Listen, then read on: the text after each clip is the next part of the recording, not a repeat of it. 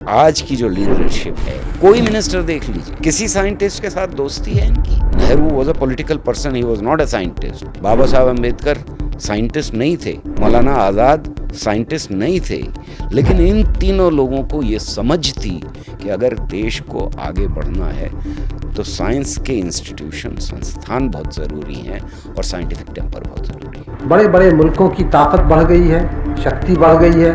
कहाँ से आई ये उनके पास कि उन्होंने साइंस की या विज्ञान की सेवा की। पाकिस्तान में क्या किया, एक साहब ने प्रेजेंट किया साइंस कांग्रेस के अंदर कि अल्लाह मियाँ की इक्वेशन क्या होती है। एक साहब ने ये पेपर पढ़ा कि जिन जो है अल्लाह मियाँ ने आग से बनाया है। और हर धर्म ये कह रहा है कि peace is the core of our religion, सब ये क्लेम कर रहे हैं। चाहे वो हिंदू हो या मुसलमान हो, वो 1 लाख से ज़्यादा लोगों को यहाँ कत्ल करते हैं धर्म के नाम के ऊपर, और 1 लाख आज जो बॉर्डर है उसके उधर कत्ल करते हैं। कोई दोनों में से किसी ने कमी नहीं की। ऐसा भी इमेजिन किया जा सकता है, ऐसा भी संभव हो सकता है कि हमें कुछ सालों बाद पता चले कि हमारे आसपास किसी और ग्रह पे कोई पड़ोसी है जो हमारे जैसा ही सांस ले रहा है, रह रहा है। हमारे करीब तो कोई पड़ोसी हमें नहीं मिला है, लेकिन दूर ऐसे प्लैनेट्स ज़रूर मिले हैं जिनको हम एक्सोप्लैनेट्स कहते हैं। ऐसे मिथक पे बात कर लें जिनका बहुत ज़्यादा एक्सेप्टेंस थी, सब मान करके चल रहे थे कि हाँ यही सत्य है,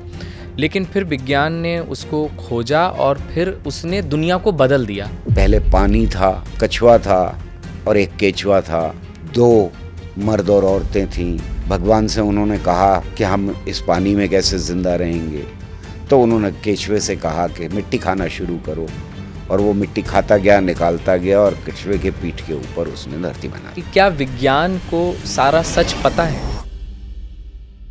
हेलो एंड वेलकम, मेरा नाम है मुकुल सिंह चौहान और आप देख रहे हैं जस्ट ब्रेकिंग डाउन पॉडकास्ट। जिज्ञासा यानी अंग्रेजी में बोलें तो क्यूरियोसिटी, ये एक ऐसी चीज़ है जिसने न जाने कितने सारे सवालों के जवाब हमें वक्त वक्त पर दिए हैं, और आगे भी यही क्यूरियोसिटी है जो हमें प्रेरित करेगी कि बचे हुए सवालों के जवाब भी हम तलाश कर पाएँ। लेकिन आज हम जहाँ पर खड़े हुए हैं वहाँ से 2 राह नज़र आती हैं। एक तरफ तो हम AI का इस्तेमाल कर रहे हैं, इंटरनेट का इस्तेमाल कर रहे हैं, साइंस के बारे में बात कर रहे हैं, विज्ञान स्कूलों में, यूनिवर्सिटीज़ में पढ़ाया जा रहा है। लेकिन दूसरी तरफ हम चमत्कार पर भी यकीन करते हैं। दूसरी तरफ आज भी हम अंधविश्वास को किसी दैवीय शक्ति मान करके उसको एक्सेप्ट कर लेते हैं। इन तमाम सारी चीज़ों के पीछे क्या वजह है? क्या कोई डर है जो हमें रोक लेता है तमाम सारी जानकारी होने के बाद भी? इंसान कैसे आया इस दुनिया में? ये ब्रह्मांड कैसे रचा गया? ईश्वर हैं? क्या प्रमाण है? ये तमाम सारे सवाल हैं कि इंसान क्या बंदर था, नहीं था, साइंस कैसे बदली, साइंटिफिक टेम्परामेंट क्या होता है? इन सारे सवालों के जवाब देने के लिए आज हमारे साथ बेहद ख़ास मेहमान मौजूद हैं, और ये एपिसोड मेरा पर्सनल फेवरेट भी होने जा रहा है क्योंकि बहुत लंबे वक्त से हम इंतज़ार कर रहे थे कि हम इस पर बात करेंगे। आज हमारे साथ मौजूद हैं साइंटिस्ट और पोएट, अपने आप में एक अद्भुत संगम है, गौहर रज़ा सर। बहुत शुक्रिया। और सर की एक बेहतरीन किताब है मिथकों से विज्ञान तक, ब्रह्मांड के विकास की बदलती कहानी। ये पेंगुइन स्वदेश से पब्लिश हुई है। हिंदी पर ऐसी कोई वैज्ञानिक चेतना की किताब मैंने तो अभी तक नहीं पढ़ी। छोटी सी किताब है, लेकिन इसमें न जाने कितनी सारी ऐसी चीज़ें हैं जिनके सवालों के जवाब भी आपको मिलते हैं, और आपके मन में, दिमाग में कई सारे सवाल छोड़ करके भी ये किताब चली जाती है जिनके बारे में आपकी जो जिज्ञासा, जिसकी मैंने बात की, वो आपको प्रेरित करती रहेगी कि आप ढूंढते रहिए इनके जवाब। तो सर हम ये सारी बातचीत करेंगे आज आपसे सिलसिलेवार ढंग से। कैसे हैं आप? सबसे पहले तो बताइए। मैं बिल्कुल ठीक हूँ, और इतने खूबसूरत शब्दों के लिए बहुत बहुत शुक्रिया। Thank you sir. जिस विज्ञान की आपने इसमें बात की है, तो सबसे पहले हम वहीं से बात को शुरू कर लेते हैं कि आपने एक तो विज्ञान की परिभाषा बहुत तरीक़ों से देने की कोशिश की, फिर आपने एक अलग से डिफ़ाइन किया कि आम नागरिक के लिए विज्ञान क्या है।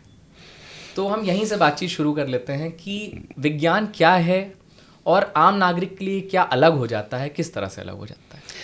ऐसा है कि मेरा ये दावा रहा है जी, और मैं ये हर जगह दावा करता रहा हूँ कि हर बच्चा बड़े होते हुए कुछ ऐसे सवाल हैं जो इंसानियत में कॉमन हैं, वो पूछता रहा है। बिल्कुल। लेकिन एक अजीब सी बात है कि कुछ चीज़ें ऐसे हमारे खून में शामिल हो जाती हैं, कहें कि जिनके बारे में हम सोचते ही नहीं हैं।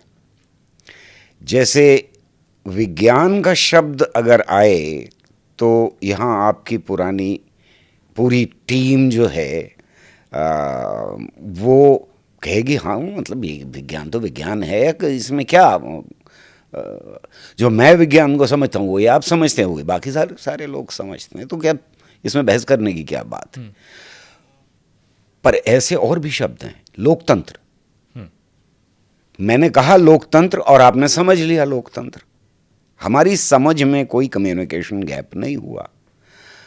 कल्चर के बारे में बात करें, संस्कृति, फौरन समझ में आ गया। धर्म, तो हम ये सोचते ही नहीं हैं कि हम क्या कह रहे हैं। इसी तरह से विज्ञान के बारे में जब मैंने सोचना शुरू किया तो उसकी एक ख़ास वजह थी। मैं अलीगढ़ के एक माहौल में पला बढ़ा जहाँ ज़्यादातर मुसलमान थे आसपास, मेजॉरिटी अलीगढ़ मुस्लिम यूनिवर्सिटी की ख़ानदान के लोग थे, और वो कभी कभी बहुत सारी ऐसी चीज़ों का दावा करते थे कि ये हमारा मज़हब, हमारा धर्म, हमारी किताबों में जो बातें लिखी गई हैं वो बड़ी वैज्ञानिक हैं जी।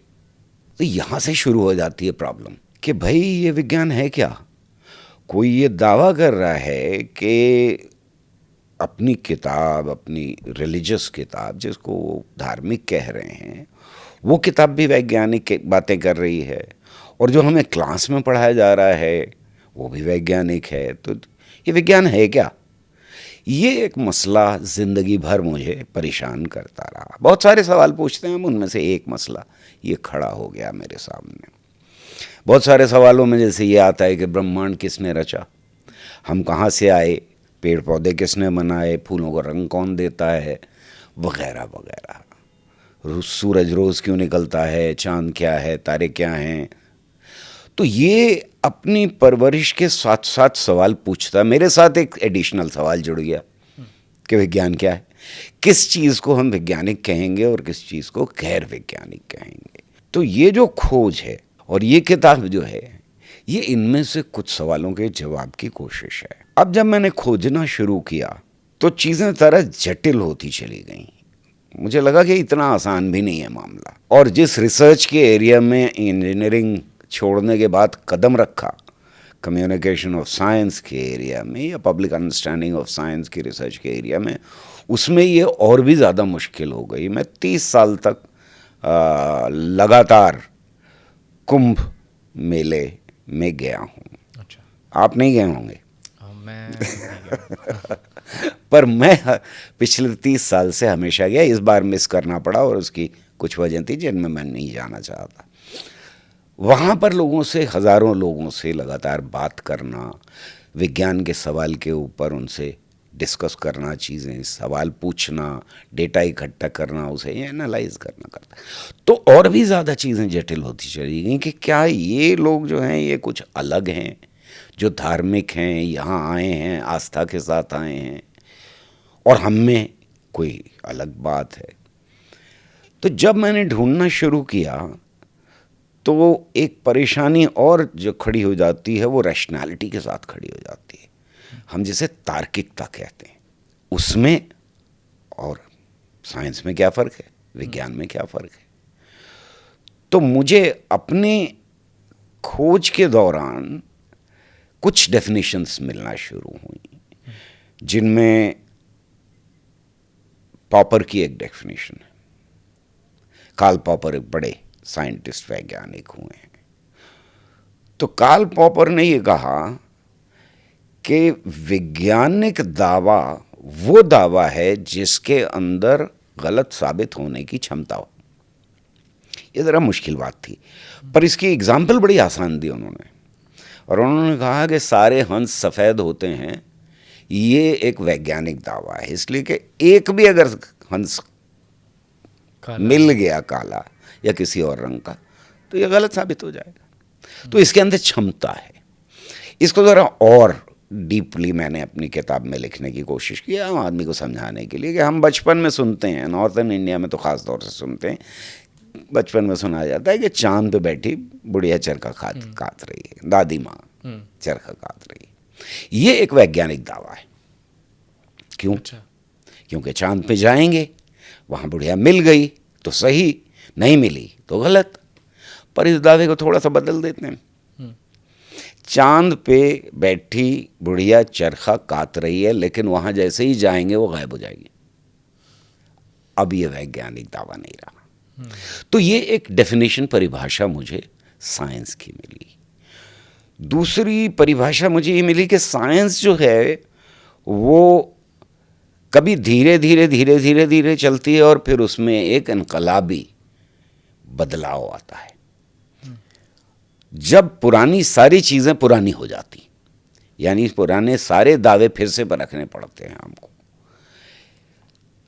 ये जब डेफिनेशंस मिलना शुरू हुई तो लगा कि मामला आसान नहीं है। फिर और पीछे जाएं तो मार्क्स की एक डेफिनेशन मिली, लेनिन की एक डेफिनेशन मिली, उन्होंने मटेरियलिज्म के ऊपर एक किताब लिखी है, वो पढ़ी तो वहाँ डेफिनेशन मिली। फिर पीछे का सफ़र शुरू होता चला गया और धीरे धीरे मैं पहुँचा बुद्ध तक। बुद्ध ने क्या कहा है?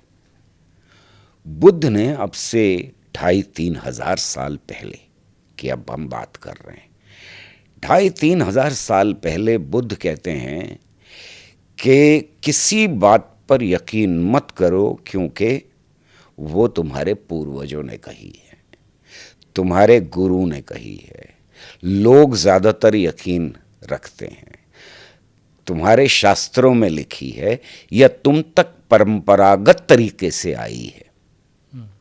जब तक उसे अपनी अकल की कसौटी पर ना परख लो तब तक उस पर यकीन मत करो, और जब यकीन कर लो तो उसे मानवता की भलाई के लिए इस्तेमाल करो। अगर खुद फील कर जाओ, अगर खुद परख लिया तुमने किसी बात को तो ये पहली डेफिनेशन मुझे जब मिलती है तार्किकता की, कि तार्किक किस चीज़ को हम कहेंगे, तो उसमें बुद्ध बहुत मुझे टॉल फिगर दिखाई देते हैं। इसके बाद की खोज मुझे बताती है कि हमारी परंपरा में, यानी इंडियन सबकॉन्टिनेंट जिसको हम कहते हैं, उसमें बहुत सारे दर्शन हैं। उनमें से एक दर्शन जो है वो बड़ी सख्त जबान में अपनी बात को रखता है। बृहस्पति दर्शन उसका नाम है, चारवाक नाम है। चारवाक सेम है ये दोनों? ये दोनों एक ही है, दोनों के। चारवाक ज़्यादा पॉपुलर है। चारवाक ज़्यादा पॉपुलर है। तो चारवाक क्या कह रहा है? चारवाक ये कह रहा है कि धर्म चतुर लोगों की बनाई हुई एक ऐसी चीज़ है जिससे वो आम भोली जनता को बेवकूफ़ बनाते। वो ये भी कह रहे हैं कि जाति कुछ नहीं होती, वो ये भी कह रहे हैं कि आत्मा कुछ नहीं होती, और वो ये भी कह रहे हैं कि हम जो अपने देखने, सुनने, महसूस करने, ये जो हमारे 5 सेंसेस हैं, जो कुछ इनसे हम नहीं परख सकते वो नहीं है। यानी ईश्वर भी नहीं है, आत्मा भी नहीं है, क्योंकि इनसे नहीं परख सकते इन चीज़ों को। तो फिर वर्ण भी नहीं है, यानी जो वर्ण व्यवस्था शुरुआत का पीरियड है। तो अब धीरे धीरे धीरे धीरे ये डेफिनेशंस जो हैं ये मुश्किल होती चली जा रही हैं, परिभाषाएं मेरे लिए। तो इनके जवाब हमको कहाँ कहाँ मिलते हैं। एडम स्मिथ एक बड़ा दार्शनिक रहा है, वो ये कहता है कि साइंस जो है वो अब हमें बताती है कि कहीं ना कहीं हर एक घटना के पीछे कोई ना कोई कारण है और हम कारण वो ढूंढ सकते हैं। तो किसी दैवीय शक्ति के ऊपर यकीन करना बंद कर दें, ये एक अब साइंस की नई डेफिनेशन है। पर ये डेफिनेशन जो है इससे पहले भी हमें मिलती है। अरस्तु के ज़माने में अरस्तु कह रहा है कि हर एक चीज़ जो घट रही है उसके पीछे एक कॉज है, यानी कॉज और इफेक्ट है, और इनको वो 4 हिस्सों में बांटते हैं। कॉज क्या क्या होते हैं उसमें ना जाएं, थोड़ा सा जटिल है मामला। पर उनका जो ब्रह्मांड है उसमें जमीन गोल है, और उस जमीन गोल के चारों तरफ आसमानों में जड़े हुए सारे सितारे और सूरज और चांद और ग्रह चक्कर लगा रहे हैं। तो इनमें भी कोई कॉज होगा उनके हिसाब से। तो उनका कॉज एक भगवान है जिसे वो प्राइमरी कॉज कहते हैं, और उसका एक ही काम है, सब कुछ चलाते रहना। वो उन्हीं की फिलॉसफी के हिसाब से जिस तरह से बर्तन में क्या पकाया जाएगा इससे कोई रिश्ता बर्तन के बनाने वाले कुम्हार का नहीं रह जाता, उसी तरह उनके भगवान का कोई रिश्ता हमारी जिंदगी के साथ नहीं। ये एक और डेफिनेशन है, एक और परिभाषा है कि किस तरह से चीजें घट रही हैं हमारे चारों तरफ। तो ये मामला मुश्किल से मुश्किल तर होता चला गया। ये सवाल मेरे लिए हल करना इसलिए इम्पोर्टेंट था कि अगर हमें लोगों को साइंटिफिकली टेम्पर्ड करना है, उनके अंदर दृष्टिकोण देना है साइंस का, तो ये चीज़ें हमारे लिए समझना बहुत ज़रूरी है। लेकिन आपकी बात का बहुत लंबा सा जवाब दे रहा हूं मैं। बात वहीं शुरू होती है कि जब ये दावा रिश्तेदार हों, टीचर्स हों, आसपास के लोग हों करने लगें कि हमारा जो धर्म है, और बाहर निकलने के बाद ये बढ़ जाता है, और वक्त के साथ आज हम देख रहे हैं कि कहीं ज़्यादा लाउडली बड़े बड़े ज़ोर ज़ोर से कहा जा रहा है हमारा धर्म जो है साहब बहुत साइंटिफिक है। तो गैर साइंटिफिक क्या है? यानी अगर इसको दूसरी भाषा में कहा जाए तो हम इस तरह से कह सकते हैं कि मैं गौहर रज़ा इसलिए हूं कि आप मुकुल हैं, राइट? तो फिर साइंस को जब हम परिभाषित कर रहे हैं तो गैर साइंस को भी हमें परिभाषित करना पड़ेगा। वो कहां खड़ी? कौन सी चीज ऐसी है जो साइंस के दायरे के बाहर मानी जाएगी? वो परिभाषित हमें करना पड़ेगा, एक लकीर खींचनी पड़ेगी। तो एक तो अंदर साइंस के क्या हो रहा है वो उसे परिभाषित करता है, और एक उसके बाहर क्या हो रहा है, द अदर अगर अंग्रेजी में कहूँ तो। एक तरफ सेल्फ है, यानी मैं सेल्फ हूँ, मैं एक साइंटिस्ट हूँ, और आप एक एंकर हैं, ये हमें डिफाइन करता है। पर मैं साइंटिस्ट हो ही नहीं सकता जब तक कि आप एंकर ना हो। अगर सारे साइंटिस्ट हों यहाँ पर मौजूद तो मेरी साइंटिस्ट की पहचान ही नहीं रह जाती ना। इसी तरह साइंस को डिफाइन करने के लिए मुझे लगा कि ज़रूरी है कि हम एक लकीर खींचें और कहें कि क्या साइंस है और क्या साइंस नहीं। बिल्कुल, और वो लकीर मतलब बखूबी खिंचती हुई नज़र भी आती है इस किताब में। बहुत शुक्रिया अगर आप ये कह रहे हैं। नहीं, बिल्कुल एकदम क्लियर समझ आता है वो। और आप कहते हैं कि यह कहना गलत होगा कि धर्म में कोई तर्क नहीं होता और विज्ञान का आधार तर्क पर होता है। ये थोड़ा सा आप समझाइए। जब मैंने ये पढ़ा तो मैं 3-4 बार मुझे रिपीट करके अपने दिमाग को बताना पड़ा कि यहाँ क्या कहा जा रहा है। वो आप आगे एक्सप्लेन करते हैं, समझ भी आता है, लेकिन ये बहुत इंटरेस्टिंग चीज़ है। ये मेरे लिए बहुत इम्पोर्टेंट था कहना, क्योंकि जब मैंने इस किताब को लिखने के लिए और लिटरेचर खंगालना शुरू किया कि औरों ने क्या क्या किताबें लिखी। आपने शुरू में कहा कि हिंदी में ऐसी कोई किताब नहीं है, उर्दू में भी ऐसी कोई किताब नहीं है जो इस पे डील करती हो, कम से कम मुझे नहीं मिली। तो जितना मेरी पहुंच है उर्दू और हिंदी लिटरेचर तक उसमें मुझे नहीं मिलती। अंग्रेज़ी में किताबें हैं, मुझे जाहिर है कि मालूम है कि फ्रेंच और बाकी यूरोपियन लैंग्वेजेस में भी इस पर किताबें हैं।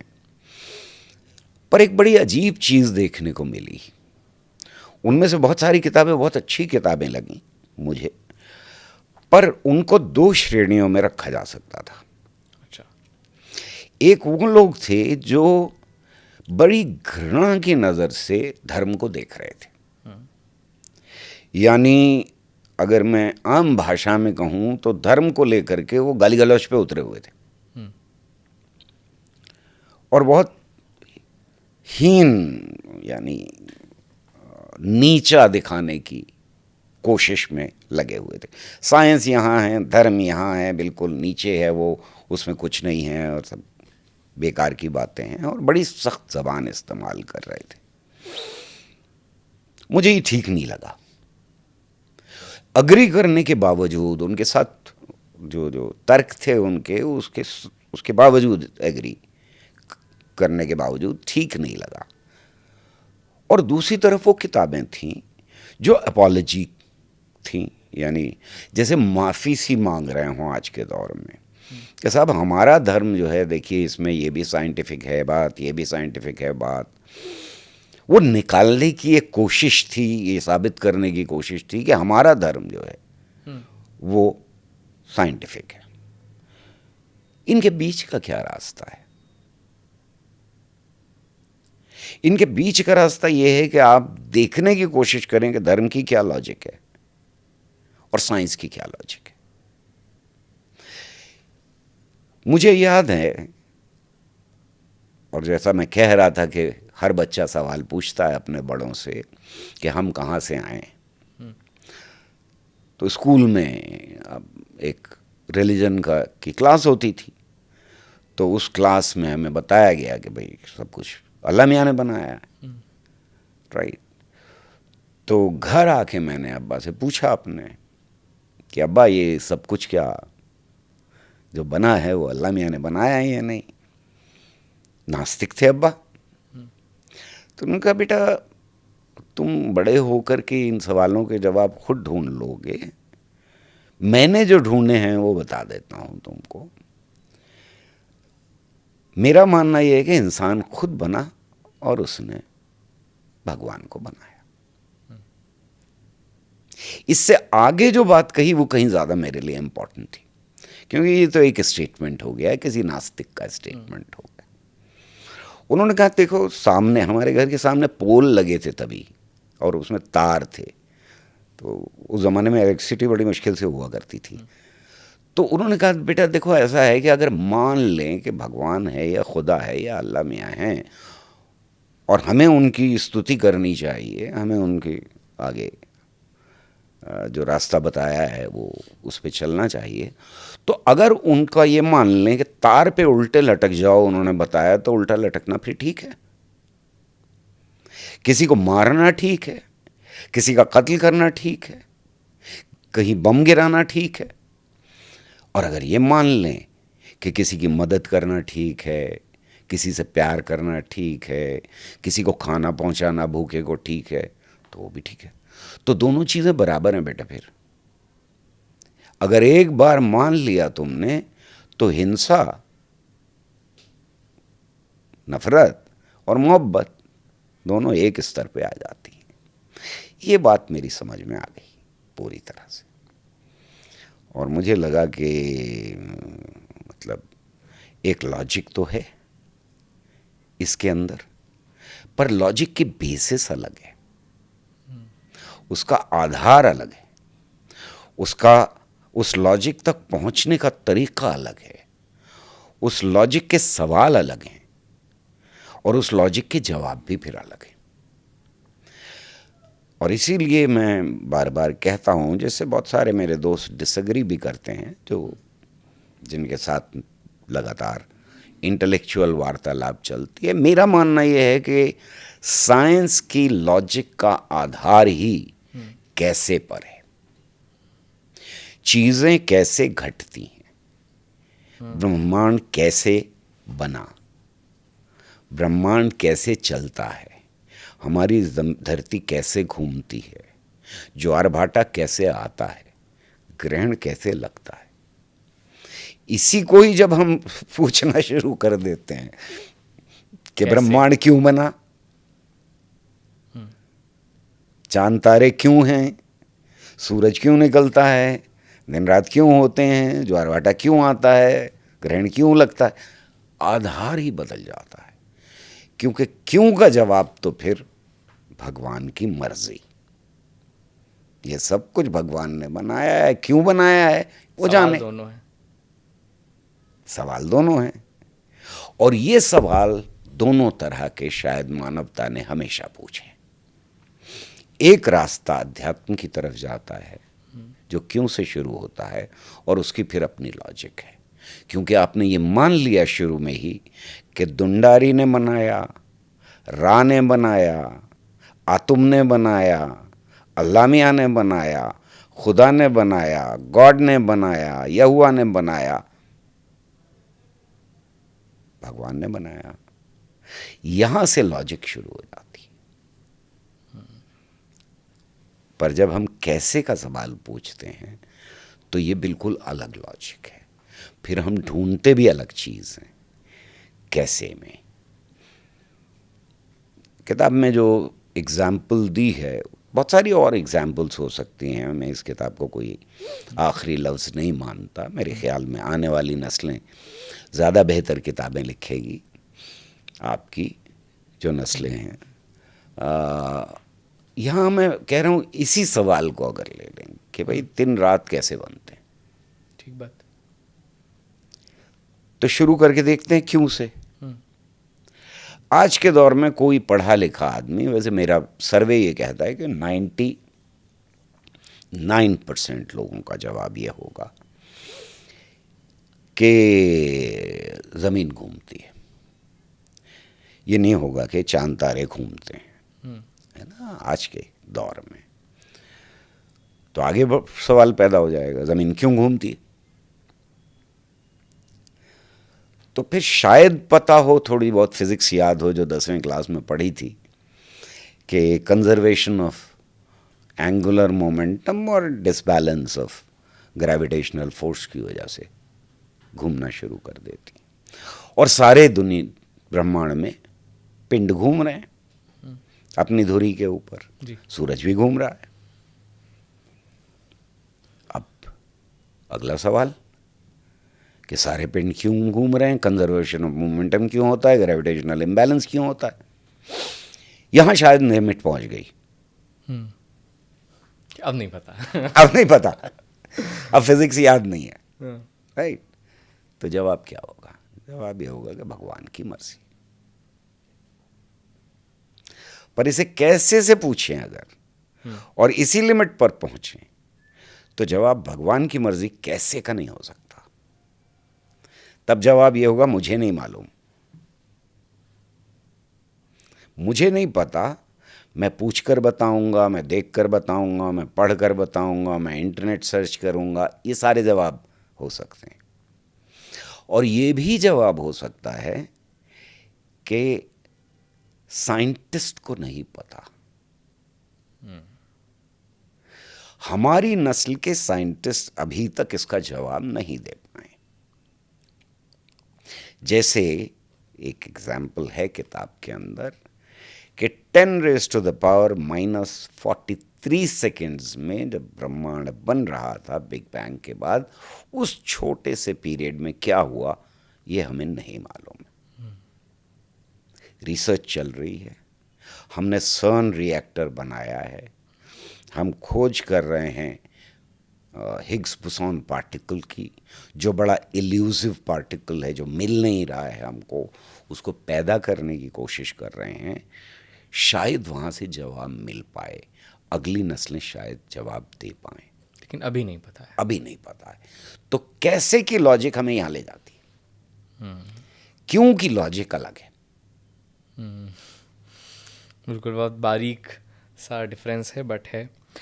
एक और सवाल ये कि आज हम देख रहे हैं कि जब प्रक्षेपण हो रहा है, कोई सैटेलाइट जा रही है, भेजी जा रही है, ये सारी चीज़ें जब हो रही हैं, तो उसके पहले कुछ इस तरीके की रीति रिवाज किए जा रहे हैं कि तिरुपति भेजा जा रहा है पहले।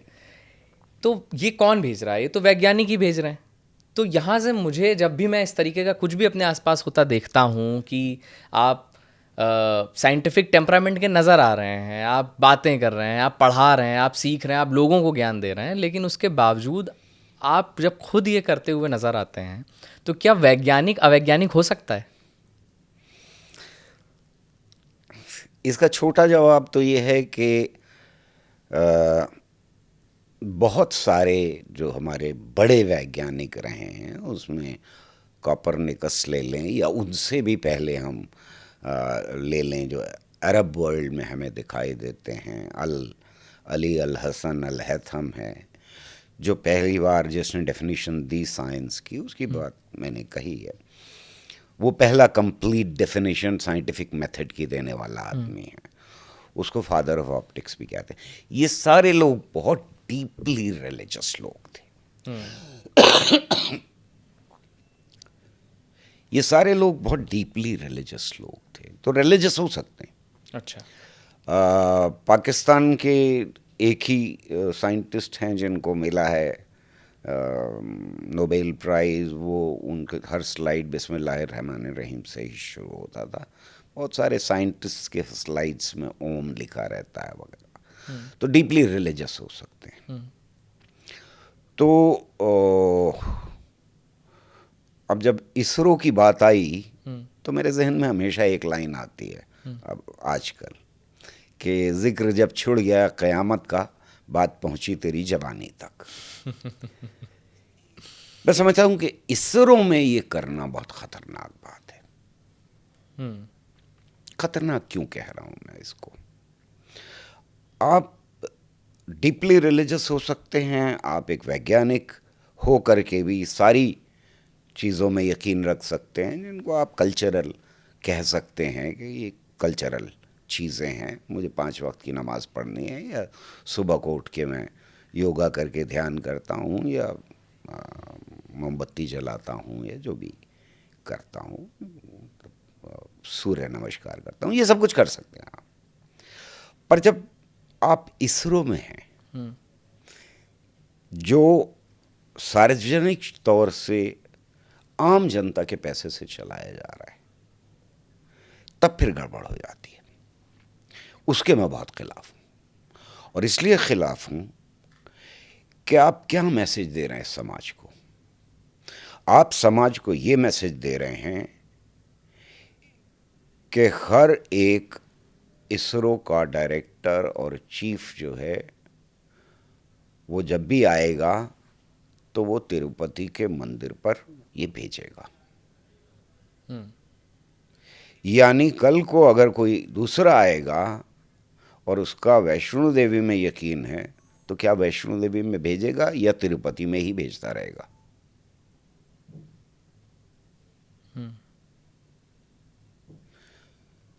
कोई मुसलमान आ गया तो तब फिर आप उससे कहेंगे कि अच्छा तुम्हारा यकीन है मक्का में, वहाँ भेजो। और कोई क्रिश्चियन आ गया तो रोम भिजवाएगा।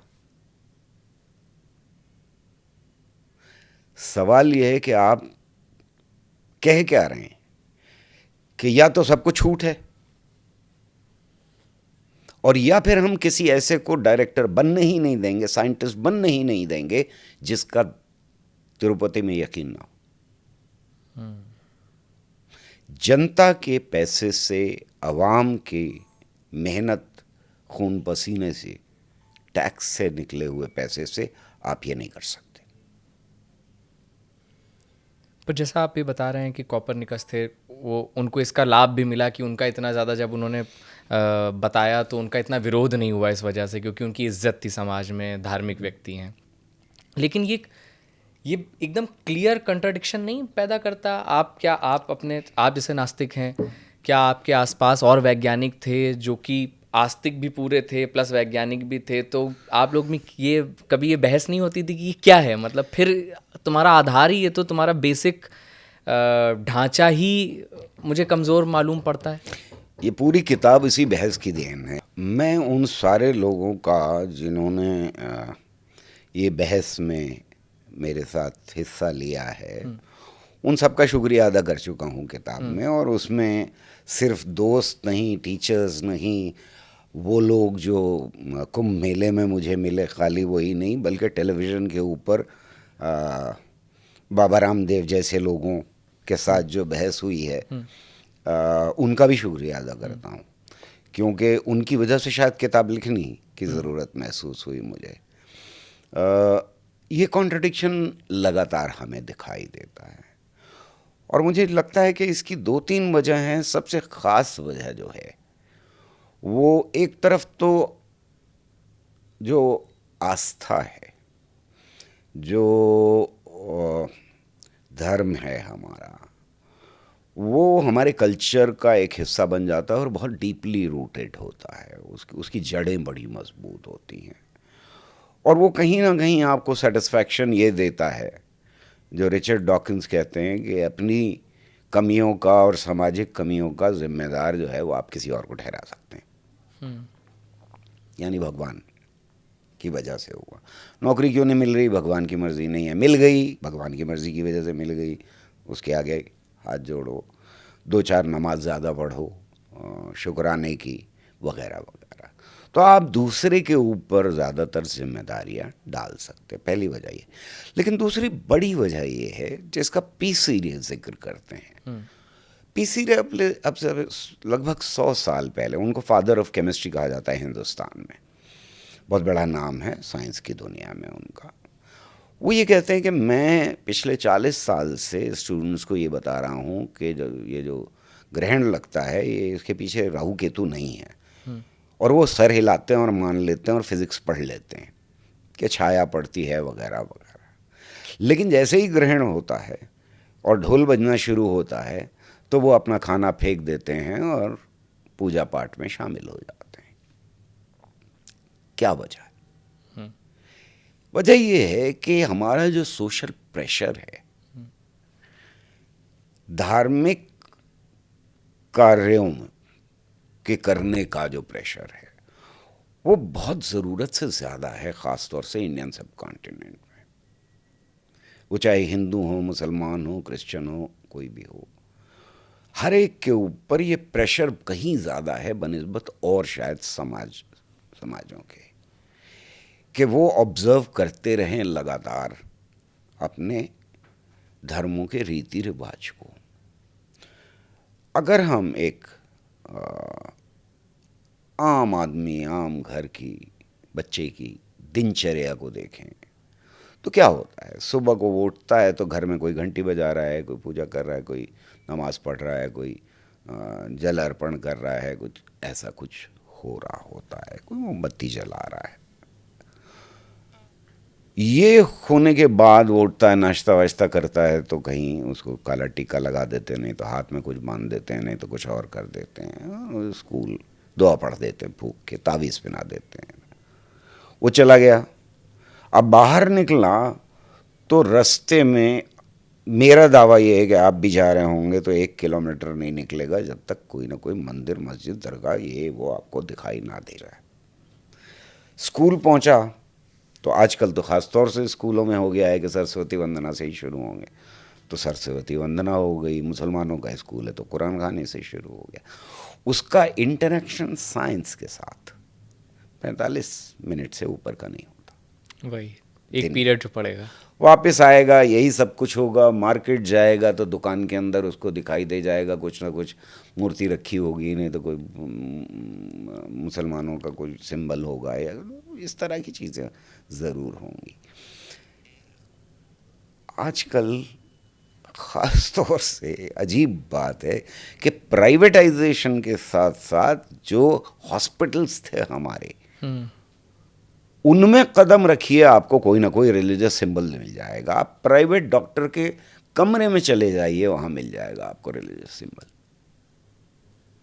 गवर्नमेंट हॉस्पिटल्स जब तक थे तब तक ये नहीं था, अपने अपने कमरे में शायद लगा लेते थे लोग उस ज़माने में, लेकिन ये कि घुसते ही आपको एक बड़ी सी मूर्ति या कुछ और सिंबल, यानी हमारे आम आदमी की जब से आँख खुलती है, पैदा होता है, मरने तक एक बम्बार्डमेंट है रिलीजियस मैसेजेस का। एक बारिश सी है रिलीजियस मैसेजेस की जो लगातार हो रही है। इससे बाहर निकलना कोई आसान काम नहीं है। मैं इसको कह रहा हूं कि ये सामाजिक प्रेशर है हमारे ऊपर लगातार। अगर आप ऑब्जर्व नहीं करेंगे ये चीज़ें तो you are odd person out. और हे दृष्टि से देखा जाएगा, और आपको इस दृष्टि से आप सही कह रहे हैं कि देखा जाएगा कि आप कुछ गड़बड़ हैं, आपके साथ कुछ प्रॉब्लम है जो नहीं कर रहे हैं। और ख़ास तौर से शादी के वक्त, पैदाइश के वक्त, शादी के वक्त और मरने में तो ये प्रेशर इतना बढ़ जाता है कि फिर आप उससे बच ही नहीं सकते। तो ये एक वजह है हमारे यहाँ कि साइंटिस्ट भी इससे बच नहीं पाते। ऐसा नहीं है कि वो यकीन नहीं करते बहुत सारी भ्रांतियों में, मैं ये नहीं कह रहा हूँ, लेकिन यकीन करने का आधार भी ये है कि प्रेशर बहुत ज़्यादा है। बट उनसे तो हम एक्सपेक्ट कर सकते हैं ना कि उनका तो दिमाग इतना खुल गया है, वो तो दिन रात उसमें लगे हुए हैं, फिर अपेक्षा किससे की जाएगी? एक साइंटिस्ट जो है वो एक आम शहरी भी है। जब वो अंदर है उसके अपनी लैब के और एक्सपेरिमेंट कर रहा है तो वो पूरी तरह से रैशनलिस्ट होगा। वो इस पर अपने एक्सपेरिमेंट का आधार नहीं कर सकता कि कोई चमत्कार होने जा रहा है, उसको डेटा कलेक्ट करना ही पड़ेगा। वो ये नहीं कर सकता कि मुझे ख्वाब आया तो मैंने डेटा लिख लिया। उसमें प्रकट हुए थे कोई गुरु बड़े और उन्होंने मुझे ये डेटा दिया, ये नहीं हो सकता। उसको कोई नहीं मानेगा, आज की दुनिया में तो कोई नहीं मानेगा इस बात को। वहाँ वो साइंटिस्ट है, वहाँ से बाहर निकला तो गड़बड़ हो गई।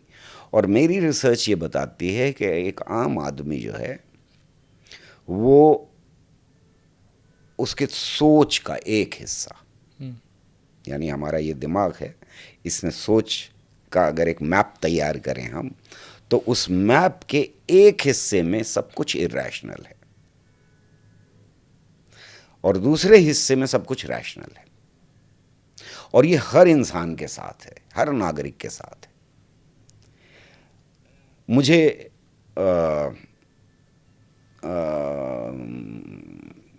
मोहम्मद रफ़ी का हरिओम मन तरपस हरिदर्शन को आज बचपन से बेहद पसंद है। कोई रैशनल बात है, क्यों पसंद है? कंप्लीटली इरैशनल है, इसका जवाब साइंस नहीं दे सकती। करेक्ट। मुझे फैज़ अहमद फैज़ क्यों पसंद है, साहिल लुधियानवी क्यों पसंद है, गालिब की शायरी क्यों पसंद है, कोई जवाब नहीं। तो बहुत सारी चीज़ों का जवाब साइंस नहीं दे सकती, इरैशनल है। लेकिन इस इरैशनल हिस्से में दिमाग के बहुत सारी ऐसी चीज़ें भी भरी हुई हैं जिनको हम भ्रांति कह सकते हैं, जिनको हम इरैशनल चीज़ें कह सकते हैं और जिनको हम अंधविश्वास कह सकते हैं। और इस अंधविश्वास वाले इरैशनल हिस्से के साथ साथ एक हिस्सा ऐसा है जो बिल्कुल पूरी तरह से रैशनल है। मैं कभी भी जंतरी देख के ये डिसाइड नहीं करता कि घर का कौन सा रास्ता पकड़ूंगा यहाँ से जब वापस जाऊंगा तो वो तो यही देखूंगा। आजकल तो गूगल मैप से ही होगा, राइट। मैं यहाँ से बाहर निकलूंगा तो ऐसा नहीं है कि जंतरी देखूं कि जूते पहनूं या नहीं पहनूं, जूते ही पहन के जाऊंगा। करेक्ट। कपड़े बदलूंगा बाहर फॉर्मल जगह जाने के लिए, उसमें जंतरी नहीं देख रहा, मैं किसी मुल्ला से नहीं पूछ रहा मैं इस बात को। अब एक और एग्जाम्पल ले लेते हैं जो मेरी बड़ी पसंदीदा एग्जाम्पल है, शादी। शादी के अंदर होता ये है, अगर आप देखें तो किसको बुलाया जाएगा, नहीं बुलाया जाएगा, कितने लोगों को बुलाया जाएगा, नहीं बुलाया जाएगा, कौन सा बारात घर होगा, क्या मेन्यू होगा, ये हम ना मुल्ला से पूछते ना पंडित से पूछते, ये खुद डिसाइड करते हैं। सही बात। तो यहाँ हम बिल्कुल कंप्लीटली रैशनल हैं। लेकिन तारीख पूछेंगे, तारीख, मुहूर्त, क्या पढ़ा जाएगा, हवन की क्या सामग्री होगी, ये सब हम वहाँ से पूछते। तो एक हिस्सा पूरी तरह से रैशनल है और दूसरा हिस्सा कंप्लीटली इरैशनल है। और एक आम आदमी की जिंदगी में एक हिस्से से दूसरे हिस्से के बीच में कोई टकराव नहीं उसे दिखाई देता। उसे एक हिस्से से दूसरे हिस्से में पहुंचने में कोई देर नहीं लगती। मैं मस्जिद जा रहा हूं तो मैंने डिसाइड किया कि मैं ये कपड़े, कुर्ता पजामा पहनूंगा, टोपी लगाऊंगा, चप्पल पहनूंगा या जूता पहनूंगा, और मस्जिद के दरवाजे के ऊपर पहुंच करके कितनी भी गर्मी क्यों ना हो जूता उतार दूंगा और जलते हुए फर्श के ऊपर पैर रखता हुआ जाऊंगा। मंदिर जा रहा हूं तो मैंने देखा है, अभी आप थोड़ी दूर यहाँ से चले जाइए मंदिर के पास, किसी भी कार से आया हूं मैं, सूटेड बूटेड हूं पूरी तरह से, और वहां पर उतार करके मैंने लाइन में खड़े होने से पहले अपने जूते उतार के कार में रख दिए, और गर्मी में, कीचड़ में, पानी में, जैसे भी हालत हो, नंगे पैर खड़ा हुआ हूं। तो ये जो बदलाव है, ये इतना स्विफ्ट और इतना आसान बदलाव है जो आदमी के अंदर आता है कि उसे दोनों में कोई कॉन्ट्रडिक्शन नहीं दिखाई देता। और ये साइंटिस्ट के बीच में भी होता है कि जब वो एंटर होते हैं अपनी लैब में तो बदल चुके होते हैं, और समाज में जब होते हैं वो बाय डिफॉल्ट चेंज हो जाता है। तो बिल्कुल लेकिन बड़ा ये बड़ा अजीब सा ही है ये। और जैसे एक और चीज़ की, जब हम लोग के यहाँ तो भारत के तो संविधान में है साइंटिफिक टेम्परामेंट को बढ़ावा देने की बात, किताबों में विज्ञान शामिल किया गया, फिर वहाँ से हम हैं, हमारे यहाँ इंस्टीट्यूशंस हैं जैसे CSIR ही है तो वो सरकारी महकमा है ना, इस तरीके के तमाम हैं, इसरो हैं, हम जगह बंद भी किए जा रहे हैं अब। जी।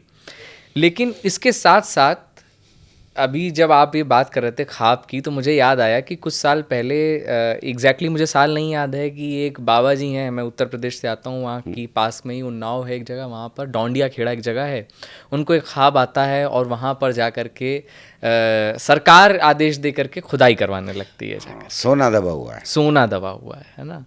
तो उस वक्त हमें याद है कि हमारे स्कूल में पूछा जाता था कि वो सब सोने की खदान कहाँ है, तो बच्चे कहते थे डोंडिया खेड़ा। तो एक वो भी चीज़ है, एक ही डिस्कशन हुए थे टेलीविजन के ऊपर खूब तरह से। तो एक जगह पर हम साइंटिफिक टेम्परामेंट को बढ़ावा देने की बात कर रहे हैं, हमारा संविधान कह रहा है, हम उस पे प्रौद्योगिकी पे भी ध्यान दे रहे हैं, और दूसरी तरफ हम ऐसी चीज़ों पर भी यकीन करके उतनी ही तेज़ी के साथ आदेश देते हैं और फिर जा कर के वहाँ खुदाई भी करने लगते हैं। ये बहुत अनफॉर्चुनेट बात है। देखिए, 2-3 पहलू हैं धर्म के। जी। एक पहलू तो वो है जो अध्यात्म का पहलू है, जिसकी मैंने बात की कि भाई मुझे यकीन है वो बिल्कुल अहिंसक है, और मुझे यकीन है मेरा पर्सनल गॉड है, मैं उसकी स्तुति करता हूँ, मुझे उससे सेटिस्फैक्शन मिलता है, निजी है मेरा, मेरी ज़िंदगी उससे कट रही। दूसरा पहलू है हिंसक, और वो हर धर्म के अंदर है, और वो आपको आपकी हिंसा को जस्टिफाई करता है, और वो उस हिंसा को इस हद तक जस्टिफाई करता है, जैसा मेरे फादर ने बचपन में मुझसे कहा था कि आप कत्ल भी कर सकते हैं दूसरे का, और ये हर धर्म में है। ये बिल्कुल बकवास है कि मेरा धर्म जो है वो अहिंसक है और दूसरे का धर्म हिंसक है, ये आजकल बहुत चल रहा है। और तीसरा हिस्सा है पॉलिटिकल रिलीजन, जिसको हम कहते हैं। पॉलिटिकल रिलीजन अपनी अपनी शक्लें बदलता रहता है लगातार, और ये बहुत अनफॉर्चुनेट बात है कि हमारे देश के अंदर इस वक्त पॉलिटिकल रिलीजन बहुत ही नंगा नाच रहा है, और उसमें ये सब कुछ जस्टिफाइड है कि बाबा ने कहा है इसलिए यहाँ खुदाई करो। और इसकी शुरुआत मेरे ख्याल में, इसमें जो टर्निंग पॉइंट है वो 80s में आती है, जब हमारे यहाँ टेलीविज़न आता है और उस पर धीरेन्द्र ब्रह्मचारी प्रवचन और एक्सरसाइज करना शुरू करते हैं, और वहाँ से धीरे धीरे बाबाओं का बड़ा उदय होता है, और पॉलिटिकल पार्टीज़ को ये लग जाता है कि हम सबको शिक्षा, सबको काम, सबको छत, सबको रोज़गार ये नहीं दे सकते हैं। तो उनको लगता है कि बाकी जनता को धर्म में लगाए रखना ही सही है, जो सारे राजाओं ने किया और उसके बाद अंग्रेज़ों ने किया। हमारे सब कॉन्टिनेंट की सबसे बड़ी बदकिस्मती ये है कि हमारे यहाँ जो सत्ता में रहे उन्होंने रिफॉर्म करने की कोशिश नहीं की। उन्होंने कहा यही ढांचा ऐसा ही रखो, ऊंच नीच, जात पात, धर्म में लोगों को अटकाए रखो, इसी से ही हमारा काम चलता रहेगा। और आज के दौर में ये अपनी चरम सीमा पे पहुंचा हुआ है। बाबाओं के उदय ने इस देश को जितना नुकसान पहुंचाया है और आगे पहुंचाने जा रहे हैं वो बहुत खतरनाक है। हमें मालूम है पाकिस्तान का क्या हुआ। हमारे देश में हमारी किस्मत अच्छी थी, कम से कम हमारी जेनरेशन की किस्मत अच्छी थी कि हम साइंटिफिक टेम्पर की डिबेट में हिस्सा ले रहे थे। अब साइंटिफिक टेम्पर की डिबेट को पीछे धक्का दे दिया गया है। एनसीईआरटी को बदला जा रहा है, उसके करिकुलम को बदला जा रहा है, यूनिवर्सिटीज़ में करिकुलम को बदला जा रहा है। ज़बरदस्ती पॉलिटिकल धर्म घुसाने की कोशिश की जा रही है। ये क्यों कह रहा हूँ खतरनाक है? इसलिए कह रहा हूँ कि अगर रास्ता वही है जो पाकिस्तान में दिखाई दिया हमको, जो हमें नेपाल में दिखाई दिया, सवाल बहुत आसान, जवाब इसका ये होता है कि वो तो मुसलमान है, मुसलमान तो होते ही ऐसे हैं। लेकिन म्यांमार में मुसलमानों ने नहीं किया, श्रीलंका में मुसलमानों ने नहीं किया, नेपाल की जो हालत है वो मुसलमानों की वजह से नहीं है। तो ये तो बिल्कुल बेकार का आर्गुमेंट है कि मुसलमान देश हैं तो ऐसा ही होगा। जहाँ जहाँ धर्म पॉलिटिक्स का हिस्सा है वहाँ वहाँ वही रास्ता है, और अगर रास्ता वही है तो मंजिल भी वही होगी।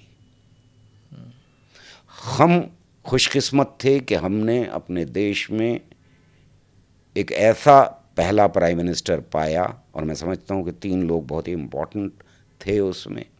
एक तरफ नेहरू बहुत इम्पोर्टेंट थे, दूसरी तरफ बाबा साहब अम्बेडकर बहुत इम्पोर्टेंट थे, और तीसरी तरफ मौलाना आज़ाद बहुत इम्पोर्टेंट थे, जो हमारे पहले एजुकेशन मिनिस्टर थे। इन तीनों की वजह से हमको साइंटिफिक टेम्पर और इल्म हासिल करना, जिसको हम कहते हैं ज्ञान हासिल करना, उसकी जो इज्जत थी, जो हमारी परंपरा का हिस्सा थी, पिछली 5000 साल की परंपरा का हिस्सा थी, उसको बढ़ाने की तीनों ने पूरी कोशिश की। और हमारी जेनरेशन में ये डिस्कशन हुआ कि नए तरीके क्या हैं ज्ञान हासिल करने के, जिसको नेहरू ने साइंटिफिक टेम्पर का नाम दिया। वैसे ही नहीं दिया। Nehru was a political person, he was not a scientist. Baba Saheb Ambedkar scientist नहीं थे, मौलाना आज़ाद साइंटिस्ट नहीं थे, लेकिन इन तीनों लोगों को ये समझ थी कि अगर देश को आगे बढ़ना है तो साइंस के इंस्टीट्यूशन, संस्थान बहुत ज़रूरी हैं और साइंटिफिक टेम्पर बहुत ज़रूरी है। पर वो फोर्सेस जो इस देश को धर्म की पॉलिटिक्स के ऊपर चलाना चाहती हैं, वो भी कमज़ोर तो नहीं थी, वो धीरे धीरे बढ़ती गई हैं। और मैं उसको टर्निंग पॉइंट मान रहा हूँ 80s को, जब बाबाओं का उदय होता है और इस पॉलिटिकल गठबंधन उनके साथ होता है। मैं मालूम है कि हमारा आज का प्राइम मिनिस्टर जो है वो एक बाबा, बलात्कारी बाबा के पैर छू रहा था किसी ज़माने में।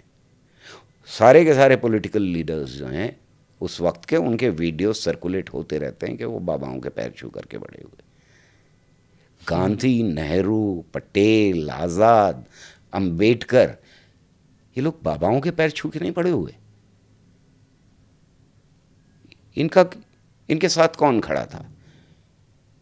इनके साथ खड़ा था इस देश का बेहतरीन दिमाग, इस देश के बेहतरीन साइंटिस्ट, इस देश के बेहतरीन पोइट्स, इस देश के बेहतरीन राइटर, और सिर्फ देश के नहीं बल्कि इनका वार्तालाप दुनिया के बेहतरीन दिमाग से हो रही थी। ये आइंस्टाइन से बात कर रहे थे। आज की जो लीडरशिप है, कोई मिनिस्टर देख लीजिए, किसी साइंटिस्ट के साथ दोस्ती है इनकी? किसी बड़े इंटेलेक्चुअल राइटर के साथ इनका कोई रिश्ता रहा है कभी जिंदगी में? बाबाओं के साथ चुनाव जैसे ही आता है वैसे ही हर पार्टी पहुंच जा रही है दरबारों के में, पेश। वहाँ से आह्वान हो रहा है, ऐलान हो रहे हैं।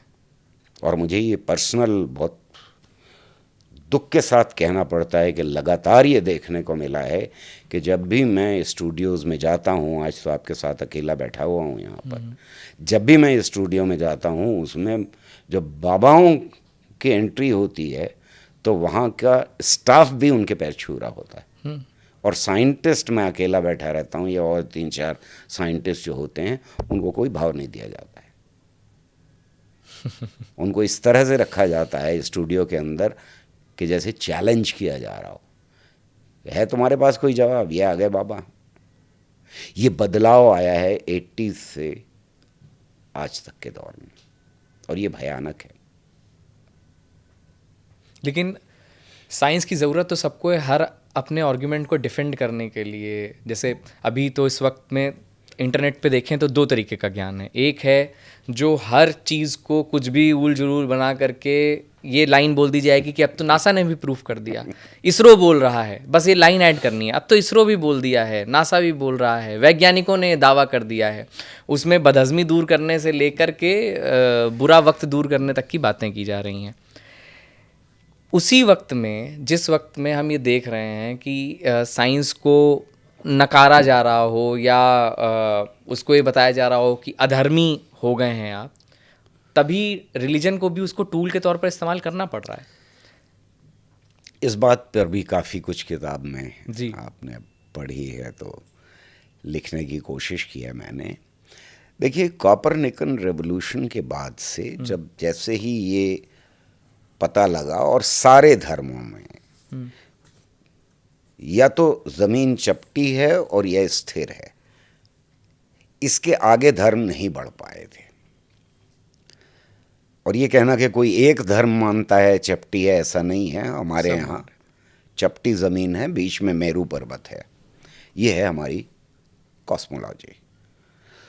तो कॉपरनिकन रेवोल्यूशन ने एक बहुत बड़ा काम किया, और कॉपरनिकन रेवोल्यूशन कॉपरनिकस की वजह से और उस वक्त ही नहीं आया, बल्कि वो पीरियड चलता रहता है लगभग न्यूटन तक, जब तक हमें 1600 के टाइम। हाँ, 1600, आप सही कह रहे हैं कि लगभग साइंटिफिक रेवोल्यूशन और इंडस्ट्रियल रेवोल्यूशन कंप्लीट होने तक वो पीरियड चलता रहता। क्या किया उसने कि इससे पहले तक किसी को भी अपना दावा प्रूव करने के लिए और अप्रूव करवाने के लिए धार्मिक नेताओं के पास हाथ जोड़ के जाना पड़ता था कि क्या मैं कह सकता हूँ ये बात या नहीं। साइंटिफिक रेवोल्यूशन के बाद और कॉपरनिकन रेवोल्यूशन के बाद ये दावा उल्टा हो गया, यानी उसके बाद साइंस आज़ाद हो गई। साइंटिस्ट अपना दावा कभी भी, कैसे भी, किसी भी तरह से पेश कर सकते थे, बिना धार्मिक लोगों के पास जाए हुए। और अब धर्म ये कहने लगा और धार्मिक नेता ये कहने लगे कि हमारी किताबों में कितनी साइंस है। ये एक बहुत बड़ा फर्क आया। 2 एग्जाम्पल ले लेते हैं। एक एग्जाम्पल आपने नासा की कही। कोई भी ऐसा वो नहीं है जो सुबह को बैठते हैं आपका हाल वाल बताने के लिए जो नासा का नाम इस्तेमाल ना करें टेलीविज़न के ऊपर। क्यों कर रहे हैं वो? इसलिए कर रहे हैं कि नासा के कही हुई किसी चीज़ में अथॉरिटी है। तो वो नासा का नाम लेकर के चिल्ला के आपसे कहेंगे कि अब तो वहाँ कंप्यूटर में संस्कृत इस्तेमाल हो रही। प्रमाण देने की कोई ज़रूरत नहीं है। 5000 साल में नहीं दिया कभी प्रमाण, तो अब क्यों देंगे? पर ये दावा करेंगे। नासा इसको ऑथेंटिसिटी दे रहा है, यानी वो साइंस की हेजेमनी जिसे कहते हैं कि साइंस बेहतर है हमसे और हम बिना साइंस का इस्तेमाल किए ये दावा नहीं कर सकते। ये बात हर धर्म के अंदर आ गई। दूसरी एग्जाम्पल अभी ले लेते हैं। एक वो महिला हैं जिनके ऊपर इल्ज़ाम लगा था बम फोड़ने का। वो पहली टेररिस्ट शायद दुनिया की महिला हैं जो पार्लियामेंट में गई। हमारे देश की बदकिस्मती है कि वो पार्लियामेंट में गई। बहरहाल उन्होंने ये वादा किया कि अगर आप इस तरह से हाथ फेरेंगे गाय के ऊपर तो ब्लड प्रेशर कम होगा, और ऐसे करके फेरेंगे तो आपका ब्लड प्रेशर बढ़ जाएगा। दूसरा दावा उन्होंने किया कि गाय अकेला जानवर है जो ऑक्सीजन लेती भी है, छोड़ती भी है। ये दो दावे ले लेते हैं। ब्लड प्रेशर वर्ड तो अंग्रेजी जबान का है। चलिए नहीं मिला उनको अपने जबान में इसका कोई बदल कि वो इस्तेमाल करती, पर ब्लड प्रेशर कुछ होता है इसकी जानकारी और आला बनना उसको तो 200 साल 300 साल ही हुए हैं। किसी ग्रंथ में नहीं है भाई। ब्लड प्रेशर दुनिया की किसी भी धर्म के ग्रंथ के अंदर नहीं है। उनको ब्लड प्रेशर इस्तेमाल करना पड़ रहा है वर्ड और कॉन्सेप्ट साइंस से लेकर के। क्या फैलाने के लिए? गाय के बारे में भ्रांति फैलाने के लिए, अंधविश्वास फैलाने के लिए। ऑक्सीजन की जानकारी ही नहीं थी तो ऑक्सीजन वर्ड कहां से होता किसी उसमें। हमारे तो हर धर्म में 4 तत्वों से या 5 तत्वों से बना है सारा ब्रह्मांड। क्षिति जल पावक हाँ। गगन समीरा पढ़ा है हमने। तो वो कह रही है ऑक्सीजन लेती है और ऑक्सीजन छोड़ती है। तो साइंस के इस्तेमाल के बिना तो आज अंधविश्वास भी नहीं फैलाया जाता। पीरियोडिक टेबल तो बहुत बाद आई। पीरियोडिक टेबल तो अभी 100 साल पुरानी है, 100 साल से भी कम है ऑलमोस्ट। अब तो पीरियोडिक टेबल भी शायद हटाई गई है अभी। हटा दी इन्होंने। क्यों हटा दी? कई लोगों ने कहा कि साहब वो तो ठीक है, वो तो धर्म से टक्कर लेता है, डार्विनिज्म। पीरियोडिक टेबल क्यों हटा दी? उससे क्या खुंदक थी इन्हें? है इसलिए कि ज़्यादातर लोगों को ये मान लिया है इस सरकार ने और इस पॉलिटिकल डिस्पेंसेशन ने कि हम पढ़ा नहीं सकते, इसलिए उन्हें बाबाओं के लिए तैयार करना है। बाबा ये बता रहे हैं कि 4 तत्वों से या 5 तत्वों से बना है सब कुछ, 5 भूत। तो जब 5 तत्वों से बता रहे हैं तो इनको पीरियोडिक टेबल हटानी पड़ेगी कि इतने एलिमेंट है ही नहीं दुनिया में। आप कैसे पढ़ा सकते हैं कि आसमान कोई चीज़ नहीं है जब ये कह रहे हो कि चौथे आसमान पे चांद है? तो हटाना पड़ेगा ना आपको भाई। पाकिस्तान में क्या किया? एक साहब ने प्रेजेंट किया, 70s की बात है, एक साइंस कांग्रेस के अंदर कि अल्लाह मियाँ की इक्वेशन क्या होती है मैथमेटिक्स में। क्या? अब मैथमेटिकल इक्वेशन वो अल्लाह मियाँ की निकालने पे लग गए। तो आप हो सकता है मुस्कुराएं इस पे, लेकिन वो पाकिस्तान की ख़ास एक जनता को के हिस्से को एड्रेस कर रहे थे। पाकिस्तान की जो किताबें थीं मैथमेटिक्स की, उनके अंदर ये सवाल मौजूद था कि अगर एक जिन्नात 1 घंटे में एक दीवार खड़ा करता है तो 10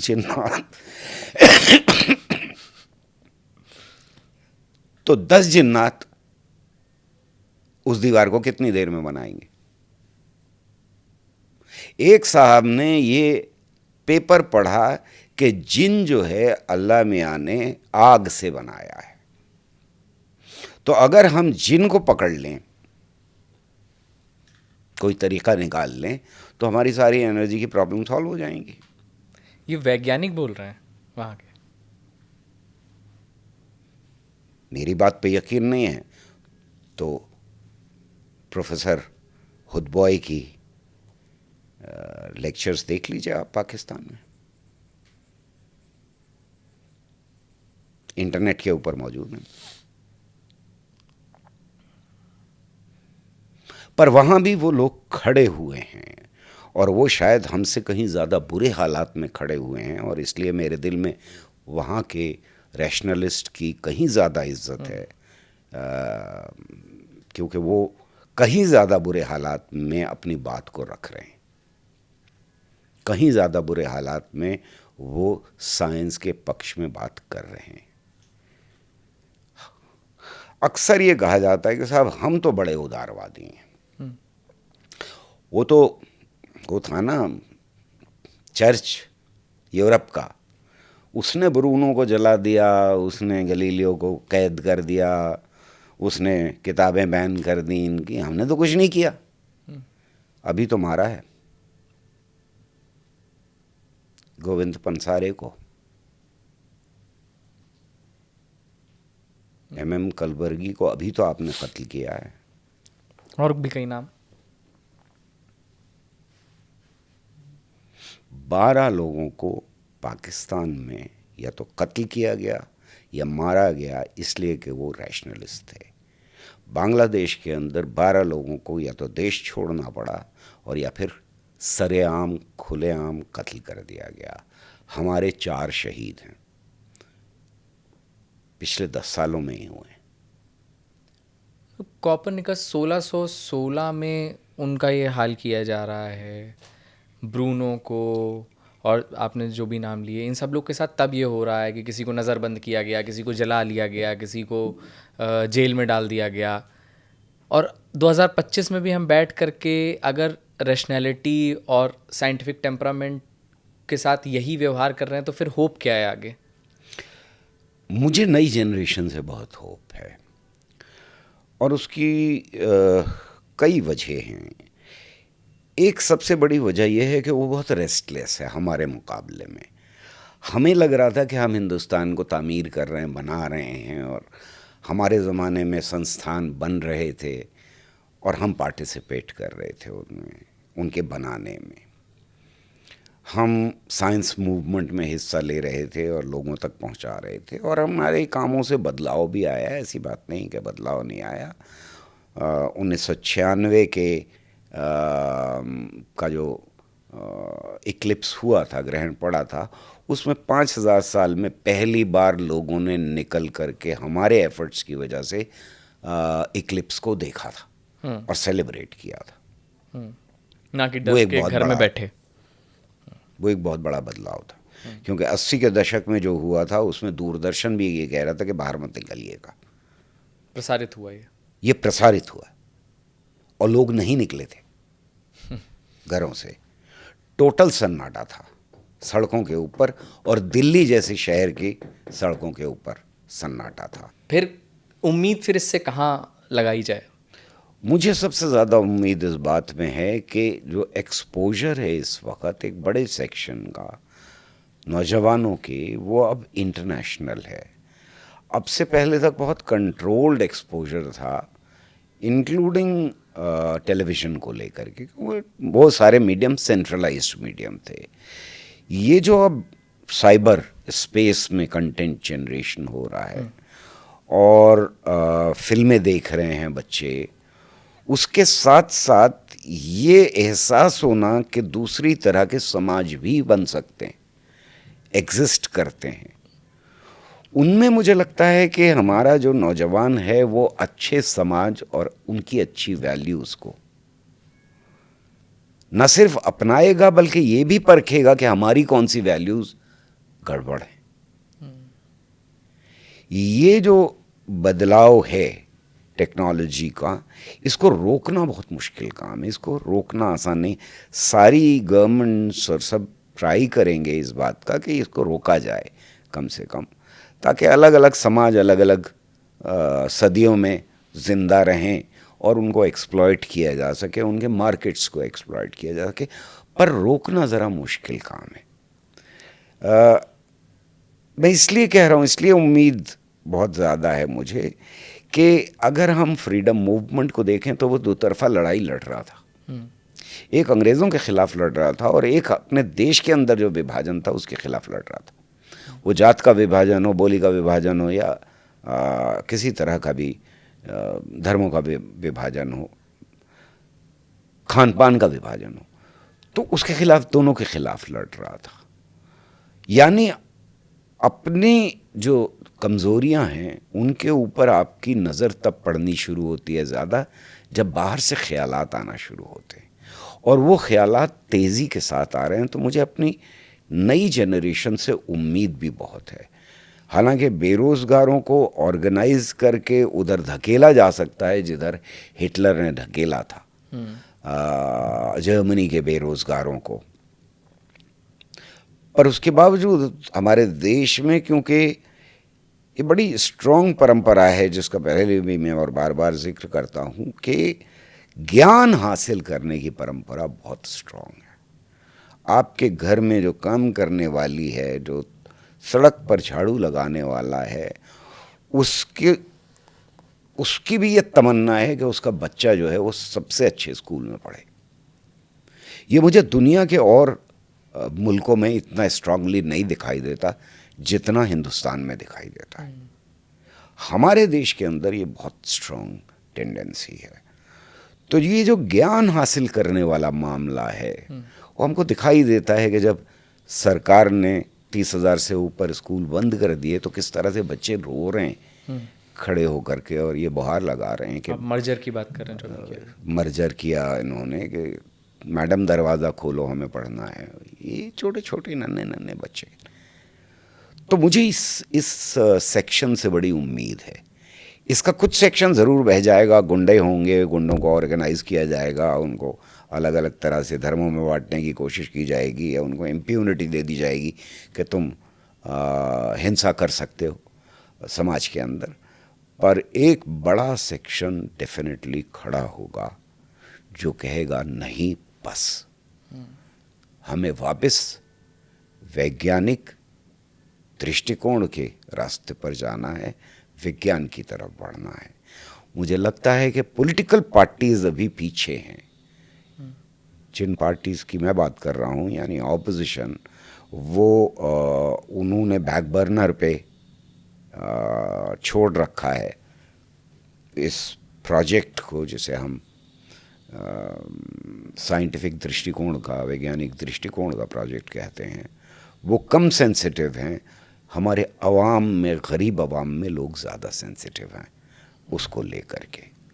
और जो इज़्ज़त है साइंस की, साइंटिफिक वैज्ञानिक ज्ञान की, और साइंटिस्ट की, और साइंटिफिक इंस्टीट्यूशंस की, वो हमारे देश में बहुत है। ये पाकिस्तान में नहीं हुआ, बांग्लादेश में था, नेपाल में नहीं हुआ। ये प्रोसेस हमको देखने को नहीं मिलता उतना स्ट्रॉन्ग। श्रीलंका में नहीं दिखाई देता, लेकिन अफ़गानिस्तान में नहीं दिखाई देता हमको। हमारे देश के अंदर बहुत स्ट्रॉन्ग ये है, ये अपने को असर्ट करेगा। एजुकेशन की इम्पोर्टेंस तो मतलब आ चुकी है। आप जिससे ही पूछें, जो भी आदमी, माइग्रेंट वर्कर भी जो यहाँ पर आया हुआ है, जो बिल्कुल ऐसा कोई काम कर रहा है जिसमें बहुत थक हार करके उसको महीने का 10,000 रुपये कमा रहा है, वो व्यक्ति भी अपने बच्चों को अच्छे स्कूल में पढ़ाना चाहता है। तो एजुकेशन तो की इम्पोर्टेंस तो हो चुकी है। लेकिन आप जो ये कह रहे हैं कि ऑपोजिशन पीछे, मुझे लगता है कि वो लोग को भी ये लग रहा है कि आग से कौन खेले। इस देश में वो बड़ा वर्ग इतना ज़्यादा है जो कि उस टेम्परामेंट का नहीं है, या वो आकर के हमला कर देगा। मतलब अगर आज के टाइम पे बोला जाए कि आप वैज्ञानिक बात कर रहे हो, तो हमारे घरों के अंदर है कि अगर आप आती मानी जा रही किसी मान्यता पर आप सवाल उठाते हैं तो आपके ऊपर तमाम तरीके के आरोप लग जाएंगे। फिल्मों में बताया जा रहा है कि आस्था पे सवाल उठाया तो आस्था गई। पर नौजवान के अंदर बदलाव आ रहा है, कम से कम मुझे दिखाई दे रहा है आता हुआ। हो सकता है कि मैं ज़्यादा होपफुल हूँ और हालात बुरे हों, लेकिन नौजवान के अंदर बदलाव आ रहा है, उसको एक्सपोजर मिल रहा है कि दुनिया में और समाज ऐसे बनते हैं और मौजूद हैं और चल रहे हैं और हमसे बेहतर हैं। वो समाज जहाँ बराबरी आई है, जहाँ साइंटिफिक टेम्पर है, जहाँ पर अंधविश्वास कम है, और वो हमसे बेहतर है। तो अंधविश्वास के ख़िलाफ़ नौजवान खड़ा होगा कहीं ना कहीं, और साइंटिफिक टेम्पर का जो वादा किया है हमने अपने कॉन्स्टिट्यूशन में, उसकी तरफ बढ़ेगा। इसमें पूरी कोशिश होगी पॉलिटिकल फॉर्मेशंस की कुछ, कि जो दलित हैं ख़ास तौर से और जो ट्राइबल्स हैं, उनके अंदर साइंटिफिक टेम्पर ना डेवलप होने पाए, पर उनके अंदर भी जो बहुत स्ट्रॉन्ग अर्ज है ज्ञान हासिल करने की, वो कल को ये भी सवाल पैदा करेगी कि कौन सा ज्ञान, किस तरह का ज्ञान, और तब डिस्कशन दोबारा से शुरू होगा इस देश के अंदर कि साइंटिफिक टेम्पर कितना ज़रूरी है हमारे करिकुलम के लिए भी। जी, इसमें आपने कई मिथकों की भी बात की है। मैं चाहूँगा कि अब हम एक दो मिथक पे, ऐसे मिथक पे बात कर लें जिनका बहुत ज़्यादा एक्सेप्टेंस थी, सब मान करके चल रहे थे कि हाँ यही सत्य है, लेकिन फिर विज्ञान ने उसको खोजा और फिर उसने दुनिया को बदल दिया। कुछ ऐसे मिथकों की बात करिए प्लीज़। देखिए, ये सवाल कि ये ब्रह्मांड कैसे बना, ये धरती कहाँ से आई, हम कहाँ से पैदा हुए, पेड़ पौधे कहाँ से, ये सवाल बार बार इंसान पूछता रहा है। दूसरा बहुत बड़ा सवाल पूछता रहा है कि जिंदा और मुर्दा में क्या फ़र्क है। बिल्कुल। तो शुरुआत के दौर में कुछ लोगों ने ज़रूर सोचा होगा इन सवालों के ऊपर और उन्होंने जवाब देने की कोशिश की होगी। तो हमें अफ्रीका की ट्राइब्स में और आज के दौर में तक अपने यहाँ हमारे देश की ट्राइब्स हो या जापान हो या लैटिन अमेरिकन कंट्रीज हो जहाँ ट्राइब्स अभी भी मौजूद हैं, ऑस्ट्रेलियन ट्राइब्स को देखें अगर, तो हमें ये साफ दिखाई देता है कि शुरुआत में भी इन सवालों को पूछ करके इनके जवाब देने की कोशिश की गई। दुंडारी थे और दूध की एक बूंद थी और वो दूध की बूंद अकेली थी और दुंडारी आए और उन्होंने सबसे पहले पत्थर पैदा किया, फिर पत्थर से लोहा पैदा किया, फिर लोहे से आग पैदा की, आग से उन्होंने हवा पैदा की और पानी पैदा किया, फिर 5 चीज़ें मिला करके उन्होंने एक बार आए तो इंसान पैदा किया। ये किस चीज़ का जवाब है? ये इस चीज़ का जवाब है कि ब्रह्मांड और इंसान कैसे पैदा हुए। सवाल वही है। एक और मिथक है जिसमें पहले पानी था, कछुआ था और एक केचुआ था, 2 मर्द और औरतें थीं। भगवान से उन्होंने कहा कि हम इस पानी में कैसे ज़िंदा रहेंगे, तो उन्होंने केचुए से कहा कि मिट्टी खाना शुरू करो, और वो मिट्टी खाता गया, निकालता गया और केचुए के पीठ के ऊपर उसने धरती बना दी। ये मिथक जो बहुत पुराने मिथक हैं जिनकी मैं बात कर रहा हूँ, ये मिथक अगर हम देखना शुरू करें तो हमें लगता है कि इंसान की डेवलपमेंट यानी इवोल्यूशन का जो पीरियड है उसमें धीरे धीरे ये मिथकों में बदलाव आ रहा है, जैसे जैसे समाज में बदलाव आ रहा है, या जब वो एक जगह से इंसान दूसरी जगह माइग्रेट कर रहा है तो जो बदलाव उसको देखने को मिल रहा है। यानी अफ्रीका के जंगलों से निकले, आप मरुस्थल में गए, फिर आपको पहाड़ दिखाई देने शुरू हो गए, बहुत सारा पानी मिल गया, वहाँ पानी कम था। ये जो बदलाव है वो उसकी कहानियों में भी बदलाव ला रहे हैं। फिर जो पीरियड एक बहुत बड़ा बदलाव लाता है इंसान की हिस्ट्री में, वो है एग्रीकल्चरल रिवॉल्यूशन, जब हमारे समाज में शहर पैदा होते हैं, शहरों के साथ सभ्यताएं पैदा होती हैं। ये सारी की सारी सभ्यताएं पानी के किनारे हैं। तो अब जो समाज है वो जटिल होता जा रहा है, ज़्यादा कॉम्प्लेक्स होता जा रहा है। तो हमारे मिथक भी कॉम्प्लेक्स होते जा रहे हैं, इतने कॉम्प्लेक्स होते जा रहे हैं कि अब एक कहानी है जिसमें भगवान हैं और सारे भगवान धरती पे रहते हैं और धरती का कामकाज चलाते हैं। तो कुछ भगवान जो हैं वो ऊंचे दर्जे के हैं, कुछ नीचे दर्जे के हैं। यानी समाज अब बट चुका है, इंसान ऊंचे दर्जे के और नीचे दर्जे के पैदा हो चुके हैं इस समाज के अंदर। ऐसे समाज में जो कहानी है, मिथक है, उसके अंदर ये एलिमेंट आ गया कि ऊंचे दर्जे के भगवान और नीचे दर्जे के भगवान मौजूद है। इन दोनों के अंदर टकराव है। ये जब शुरू होता है तो एक और एलिमेंट ऐड हो जाता है। नीचे दर्जे के भगवान कहते हैं कि बस हमारे ऊपर काम का बहुत बोझ है, इसका कोई सोल्यूशन निकलना चाहिए। वो ऊंचे दर्जे के भगवान की सबसे बड़ी भगवान जो है वो एक औरत है, उसके पास जाते हैं और उससे कहते हैं कि भाई कुछ कीजिए आप।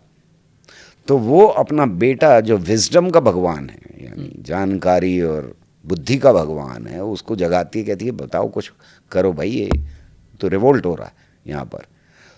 तो वो कहते हैं, ये बड़े इंटरेस्टिंग मिथक हैं, वो कहते हैं कि मिट्टी के पुतले बनाओ और उनमें जान फूको। अच्छा। उसकी डिटेल्स हैं बहुत सारी, मैं नहीं जा रहा डिटेल्स में। वो मिट्टी के पुतले बना के उनको जान फूकती।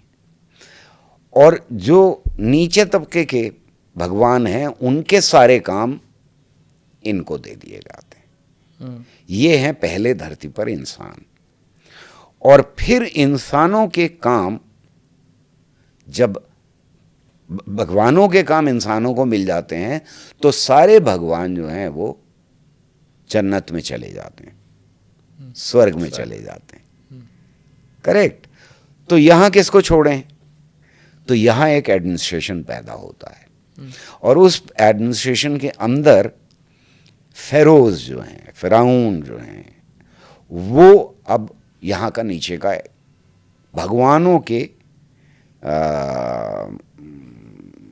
ऑन बिहाफ ऑफ भगवान, उनके काम जो हैं करवाएंगे। अब वो कार्यवाहक तौर पर, कार्यवाहक यही वर्ड मैं ढूंढ रहा था, तो उनके कार्यवाहक हैं। अब आप देखिए, तब से हर एक सभ्यता के अंदर और पिछली 1.5 सदी पहले तक जो राजा हैं वो हमारे यहाँ भी जिल्ले इलाही कहलाते हैं। जिल्ले इलाही का मतलब है भगवान की छवि। तो वो बदलाव 2,500, 3,000, 4,000 साल पहले आया है समाज के अंदर। और इंटरेस्टिंगली जब मर्द के औरत अधीन हो जाती है तो एक नया भगवान पैदा हो जाता है जो विमेन्स अफेयर्स का भगवान है, जो उनके लिए लॉ बनाता है, उनके लिए रूल बनाता है। उन्हें क्या करना चाहिए, उन्हें मर्द की कैसे खिदमत करनी चाहिए। यहीं से पैट्रियार्की भी आई। पैट्रियार्की आ गई है, इसलिए ये नया मिथ पैदा हो रहा है। तो जैसे जैसे समाज बदल रहा है, ये जो मिथ हैं ये भी बदल रहे हैं।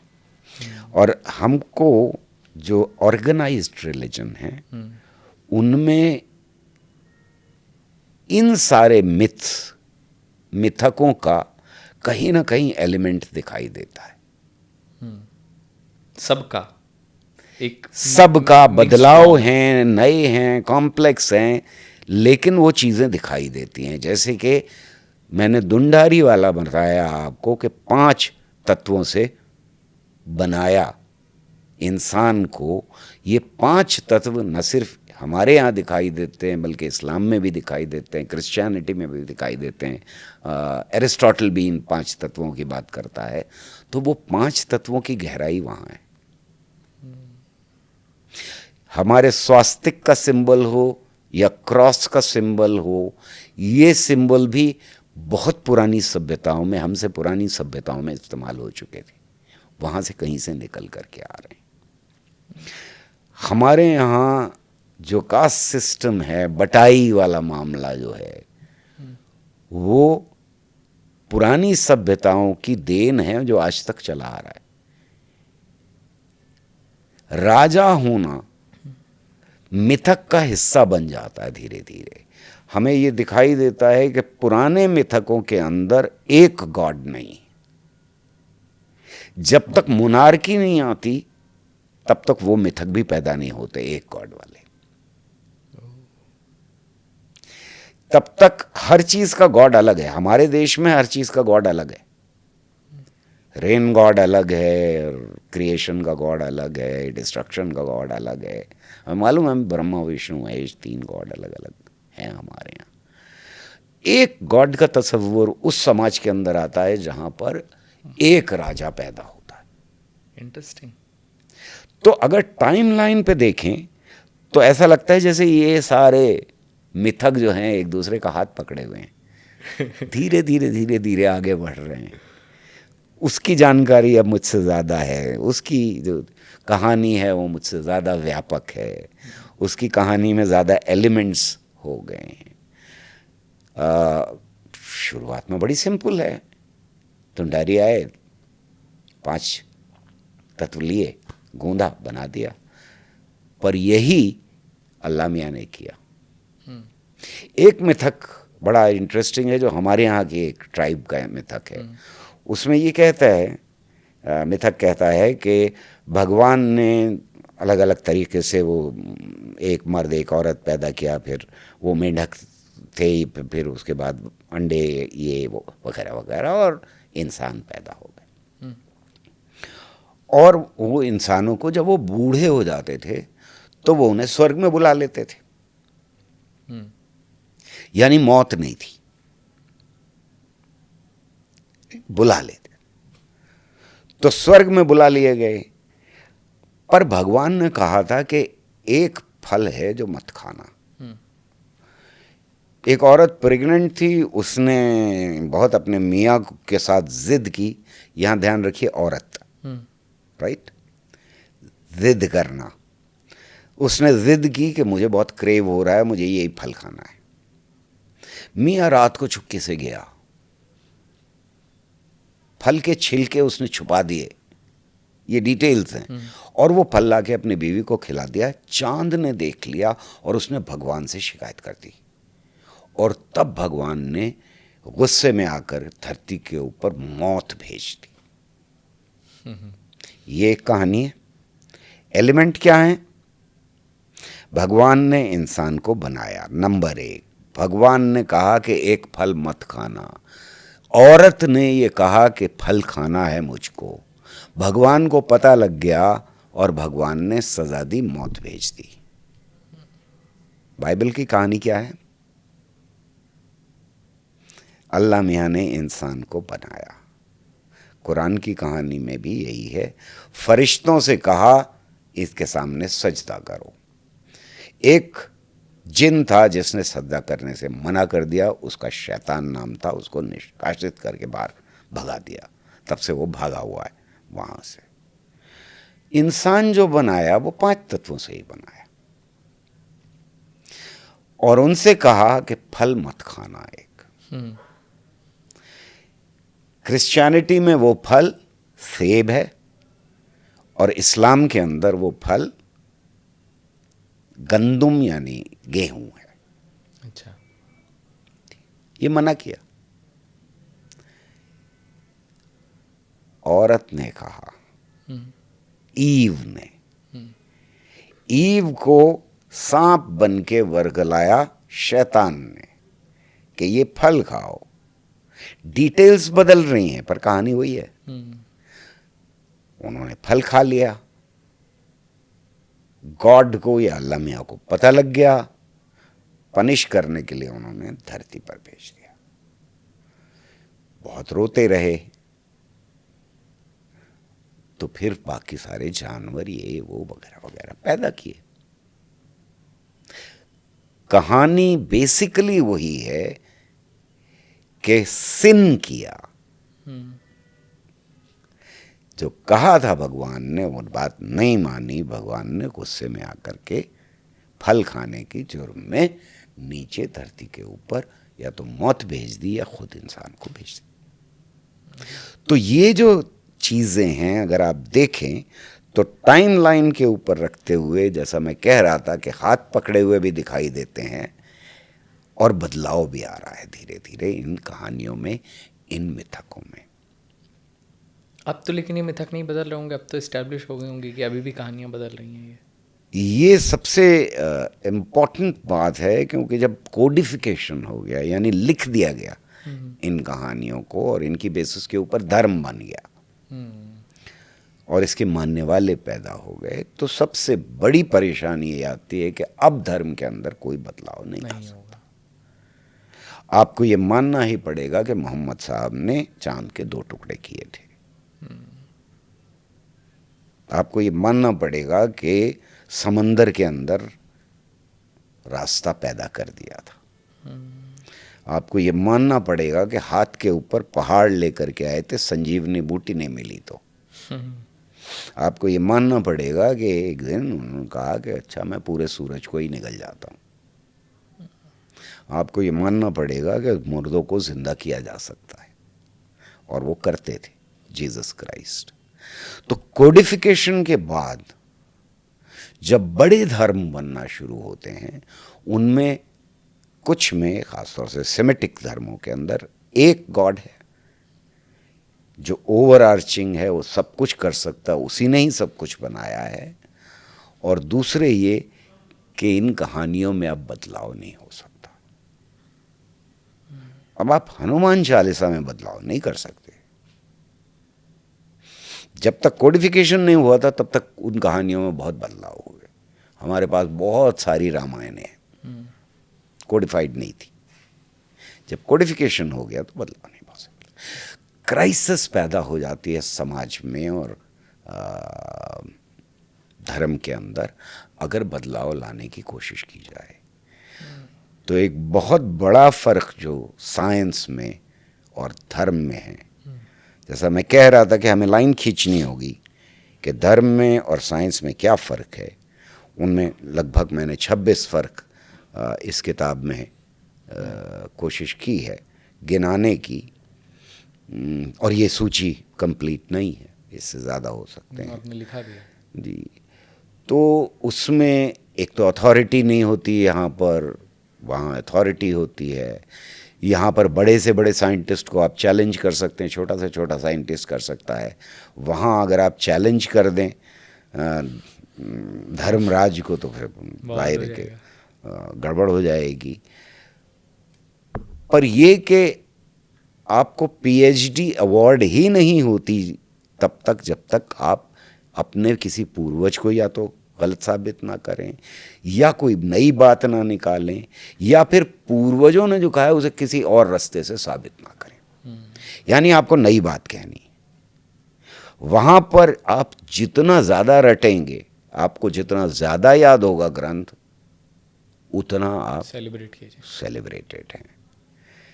यहाँ पर गलत साबित करने के ऊपर गड़बड़ हो जाती है, आप वाजिबुल कत्ल भी हो सकते हैं। मान लीजिए कोई कह दे कि रामचंद्र जी, साबित कर दे कि रामचंद्र जी अयोध्या में पैदा नहीं हुए थे, बल्कि जानकी गई थी अपने मैके, वहाँ पर पैदा हुए थे, प्रूव कर देंगे। क्या करेंगे पंडे उसका?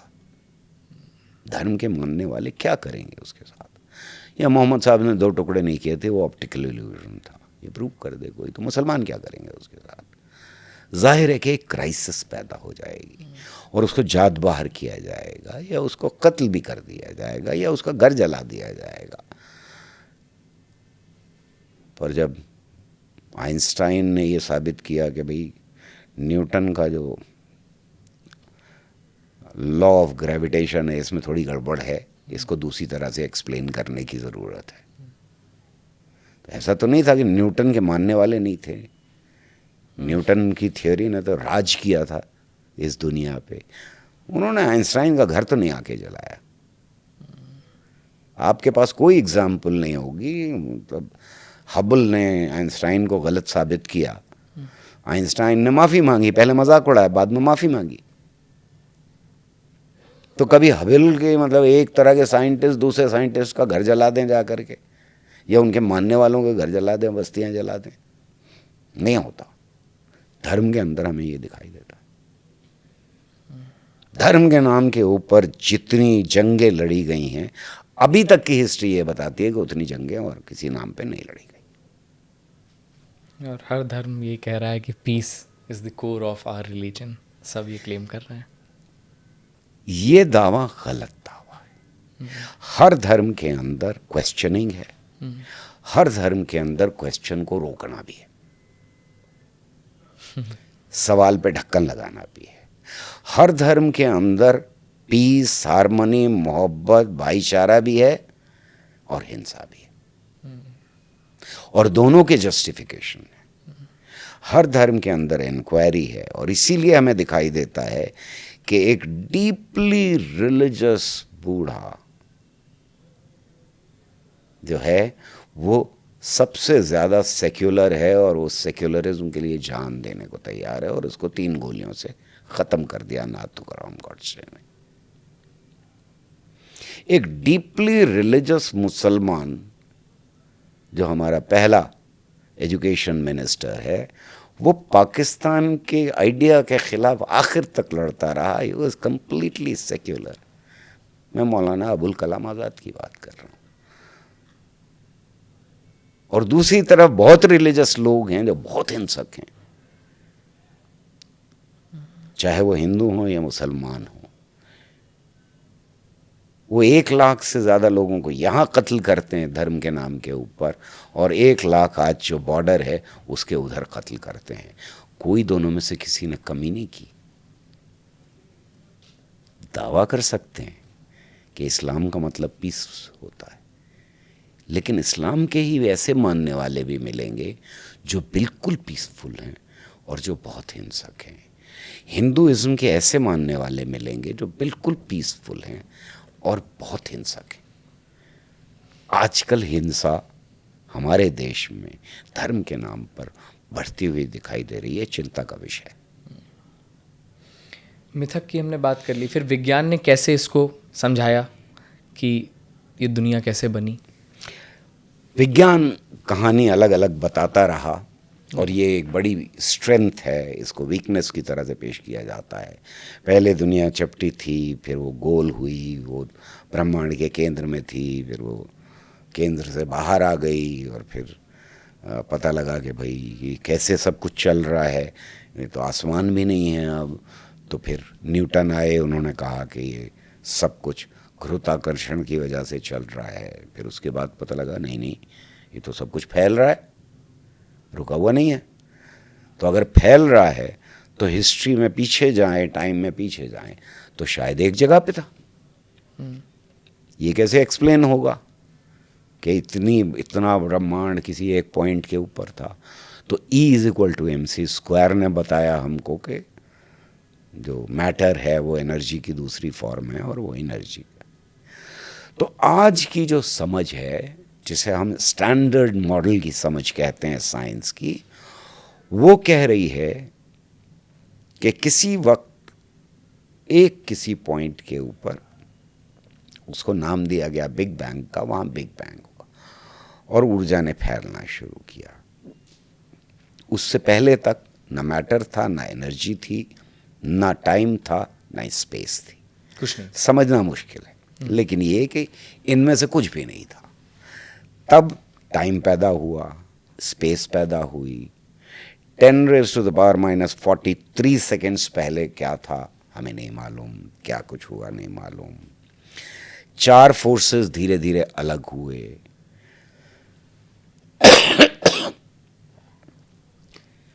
चार फोर्सेस अलग अलग पैदा हुए।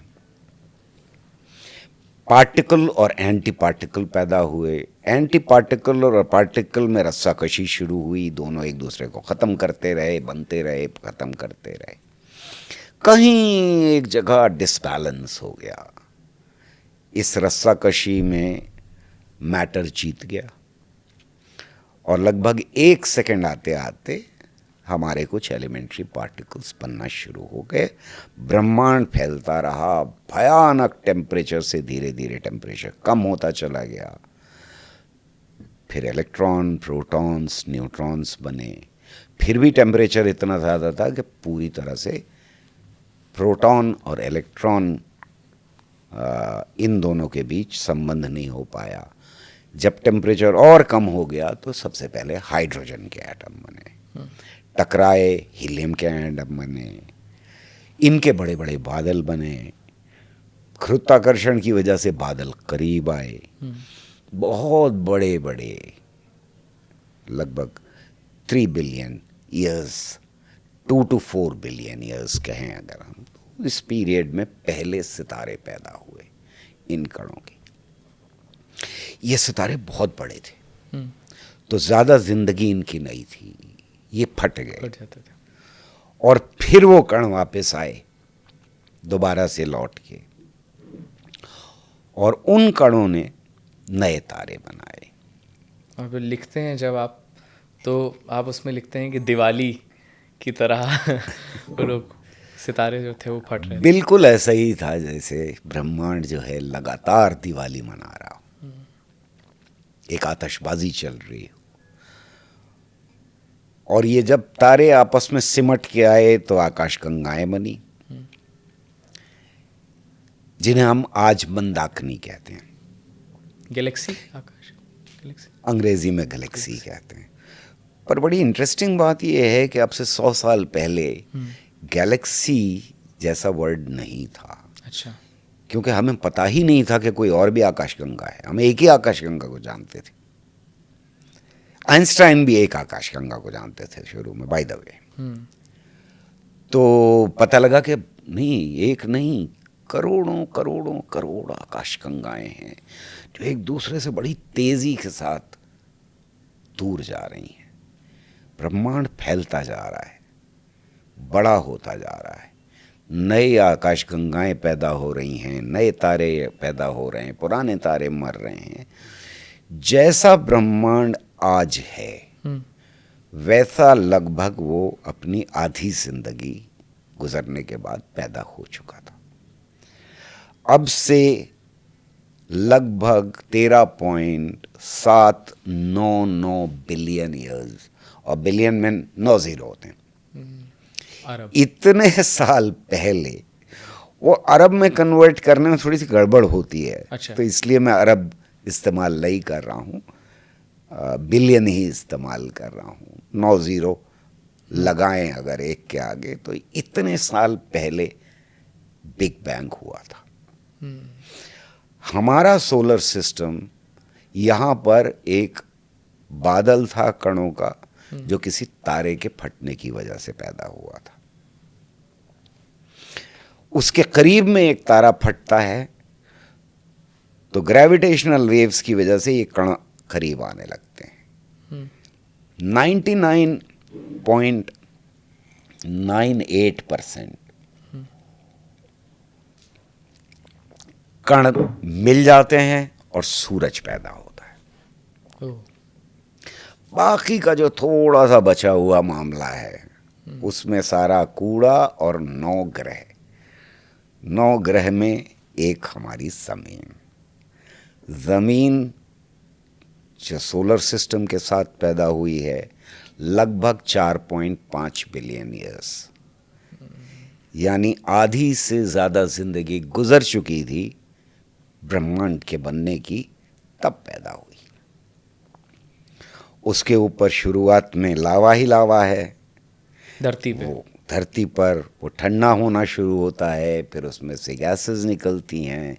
शुरुआत के पीरियड में ज़्यादातर हाइड्रोजन, नाइट्रोजन और कार्बन डाइऑक्साइड है। उसकी वजह से गर्मी ज़्यादा है, लेकिन प्रेशर भी बहुत ज़्यादा है, तो पानी है। गर्म होने के बावजूद 1 बिलियन ईयर्स गुजरते हैं, तब पहली बार जिंदगी धरती पे सांस लेती है। बड़े बड़े टुकड़े ऊपर तैरना शुरू होते हैं, जो कॉन्टिनेंट्स जिनको हम आज कहते हैं, उनके ऊपर धीरे धीरे जिंदगी शक्लें बदलती है। तरह तरह की शक्लें, हजारों लाखों तरह की शक्लें वो अपने प्रिंट्स छोड़ जाती हैं। लेकिन बहुत बार ऐसा होता है कि जिंदगी ऑलमोस्ट मरने के कगार पे पहुंच जाती है, लेकिन फिर जीवित होती है। ये साइकिल चलती रहती है, और आखिरकार जैसे बड़े जानवर डायनासोर लुप्त हुए, उस तरह से और बहुत जिंदगी लुप्त हुई। साइंटिस्ट का कहना है कि एक वक्त में इंसान जब बन चुका था, प्राइमेट से अलग हो चुका था, तो शायद सिर्फ 2000 इंसान बचे थे। एक वक्त में। ये कब की बात है? ये हम 2 लाख 2.5 लाख साल पहले की बात कर रहे हैं। पर जाहिर है जिंदगी सांस लेती रहती है, इंसान शक्लें बदलता है, 2 पैरों पे खड़ा होता है, हाथों को आज़ादी मिल जाती है, आंखें दूर तक देख सकती हैं, लगातार क्राइसिस आती है।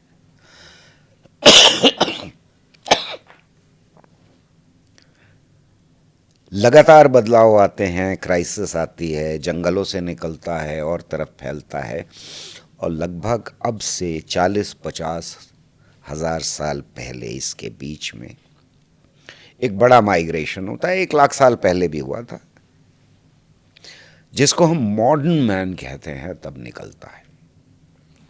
अभी जैसा है जो अभी जिसको होमोसेपियन या मॉडर्न मैन कहते हैं, वो निकलता है, सभ्यताएं बनती हैं,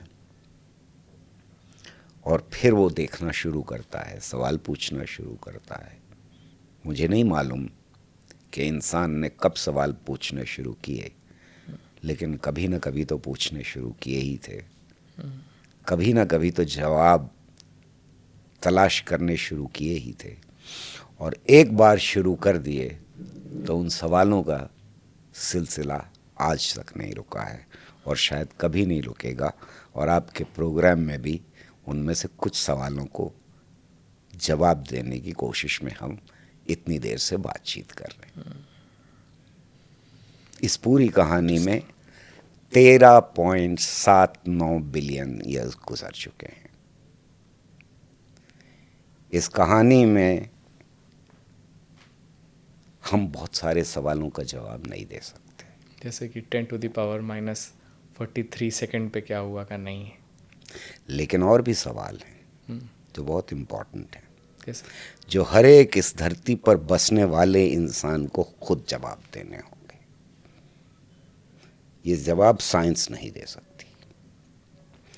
क्या 13.799 बिलियन ईयर्स में इंसान इसलिए पैदा हुआ है कि वो अपने को धर्मों में बांट ले, जातों में बांट ले, ऊंच नीच करे, देशों में बांट ले,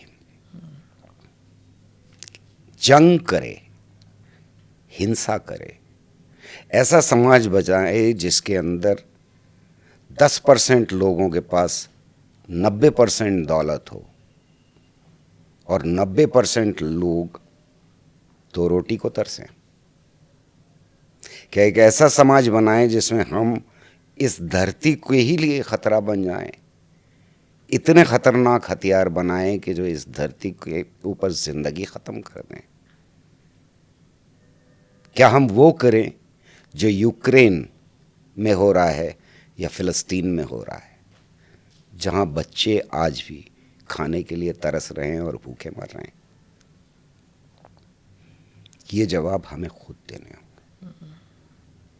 हम में से हर इंसान को देने होंगे कि क्या ये सफ़र जारी रखने की तरफ हम कोशिश करेंगे या हम इस धरती के लिए खुद खतरा बन जाएंगे। क्या हम हिंसा के पक्ष में होंगे या हम अमन, चैन, शांति, भाईचारा के साथ होंगे। क्या हम जंग के खिलाफ होंगे या जंग के साथ खड़े होंगे।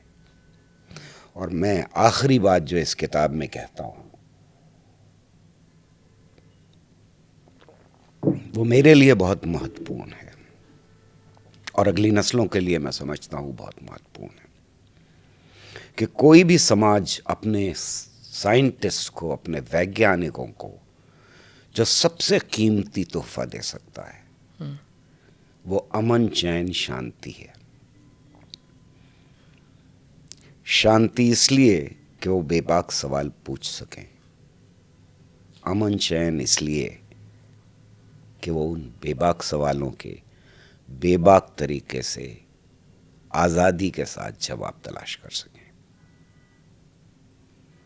अगर हम हिंसा जारी रखेंगे तो साइंटिस्ट अपना काम नहीं कर सकते और हमारे एवोल्यूशन के लिए ख़तरा बन जाएगी ये हिंसा। क्योंकि जब आप ये पैराग्राफ भी जहाँ पर आपने लिखा है कि इस ब्रह्मांड में जो धरती है वो कितना छोटा हिस्सा है, एक तो इसका दार्शनिक पक्ष है कि हम कुछ नहीं है, हमारा अस्तित्व तो बहुत कम है, हम किसके पीछे लड़ रहे हैं, क्या कर रहे हैं। फिर जब आप उसको विज्ञान के सहारे समझाते हैं कि हमारी जब धरती इस पूरे ब्रह्मांड में बालू के एक कण के बराबर है, तो उसमें हमारा अस्तित्व तो क्या ही है। फिर ये सब जो चल रहा है इसके मानी क्या रह जाते हैं। लेकिन इसके साथ में एक और भी मेरे मन में सवाल है कि क्या ऐसा भी इमेजिन किया जा सकता है, ऐसा भी संभव हो सकता है कि हमें कुछ सालों बाद पता चले कि हमारे आसपास किसी और ग्रह पे कोई पड़ोसी है जो हमारे जैसा ही सांस ले रहा है, रह रहा है? क्या इसकी संभावना विज्ञान अभी तक खारिज कर चुका है या है अभी? नहीं, इसका उल्टा है बिल्कुल। क्या? हम लगातार ये आवाज़ देते रहे हैं कि क्या कोई पड़ोसी है, और तलाश करने की कोशिश करते रहे हैं। हमारे करीब तो कोई पड़ोसी हमें नहीं मिला है, लेकिन दूर ऐसे प्लैनेट्स ज़रूर मिले हैं हमको जिनकी तादाद, जो आइडेंटिफाइड हैं अब तक, जिनकी तादाद लगभग 200 के करीब है, जिनको हम एक्सोप्लैनेट्स कहते हैं। अच्छा। और उनमें से 200 ऐसे हैं जो जिन पर लगता है कि पानी मौजूद है।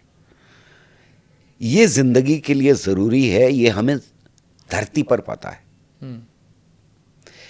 लेकिन हम क्योंकि धरती पर हैं, इसलिए हम धरती जैसी ज़िंदगी की ही कल्पना कर पा रहे हैं। हो सकता है ज़िंदगी की और शक्लें हों।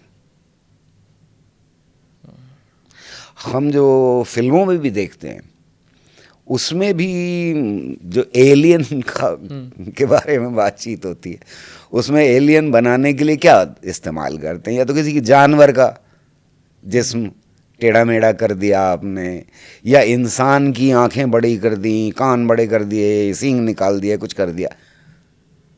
तो हमारी कल्पना जो है उसका भी एक सीमित दायरा है।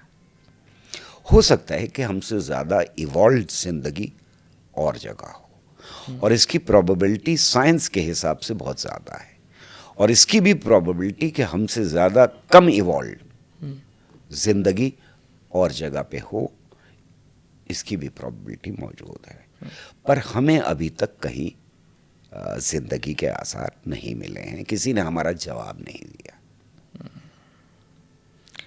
आखिरी बातचीत का अभी के लिए, क्योंकि मन तो मेरा है कि और भी मेरे मन में ही तमाम सारे सवाल हैं इस किताब से, इतर भी बहुत सारी बातें हैं जिनसे जो अब मैं आपसे कर सकता हूँ, मुझे पता है उनके जवाब हैं आपके पास। लेकिन इस बातचीत को अगर मैं समराइज़ करना चाहूँ तो एक आखिरी सवाल से कि क्या विज्ञान को सारा सच पता है?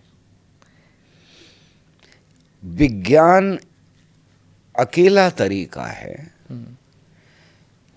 हमारी जो रियलिटी है उसको जानने का, अस्तित्व जो है ब्रह्मांड की को जानने का, जिसमें हम ये दावा करते हैं कि कोई आखिरी सच नहीं है। ओके। विज्ञान में सच बदलता है। विज्ञान में जब भी नया डेटा, नया तरीका पता लगता है हमको, तो फिर हमारा देखने का तरीका भी बदलता है और नए सवाल पैदा होते हैं। तो विज्ञान में आखिरी सच नहीं है, यानी सच से ज़्यादा ज़रूरी है सच की तलाश, और ये तलाश ही विज्ञान है। हम किसी भी आखिरी सच को ढूंढने नहीं निकले, हम बेहतर से बेहतर सच को ढूंढने निकले। तो हर बार हम सच के कहीं करीब पहुंच जाते हैं, और यह सच हो सकता है कि पिछले सच से बिल्कुल अलग हो। और विज्ञान इसी रास्ते को कहते हैं। हमने कहा इंडस्ट्रियलाइजेशन सारी प्रॉब्लम सॉल्व कर देगा, फिर कहा नहीं, इंडस्ट्रियलाइजेशन खुद खतरा बन रहा है धरती के लिए।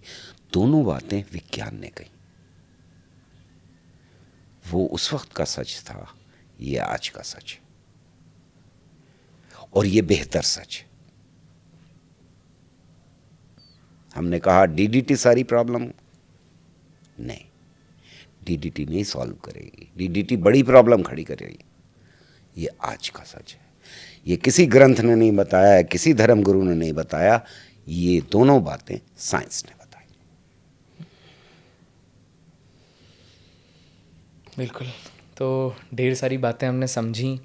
साइंटिफिक टेम्परामेंट बहुत ज़रूरी है, इसके लिए सवाल करते रहिए, पूछते रहिए। कैसे का सफ़र अपना आप जारी रखिए। हमने कोशिश की कि हम आपको जो इस किताब का मकसद है, जो कि गौहर रज़ा साहब लिखते भी हैं, कि इस पर बातचीत शुरू हो कम से कम, उस दिशा में ये एक कदम है। किताब आप पढ़ सकते हैं, बहुत ही शानदार किताब है, मिथकों से विज्ञान तक। ये मतलब सिर्फ एक रस्म अदायगी के तौर पर मैं नहीं कह रहा हूँ पढ़ने के लिए कि किताब पर शो है तो आप पढ़ लीजिए, पढ़नी चाहिए। मैं खुद भी अपने आसपास सोचा है, मैंने कई सारे लोगों को ये किताब तोहफे में दूंगा।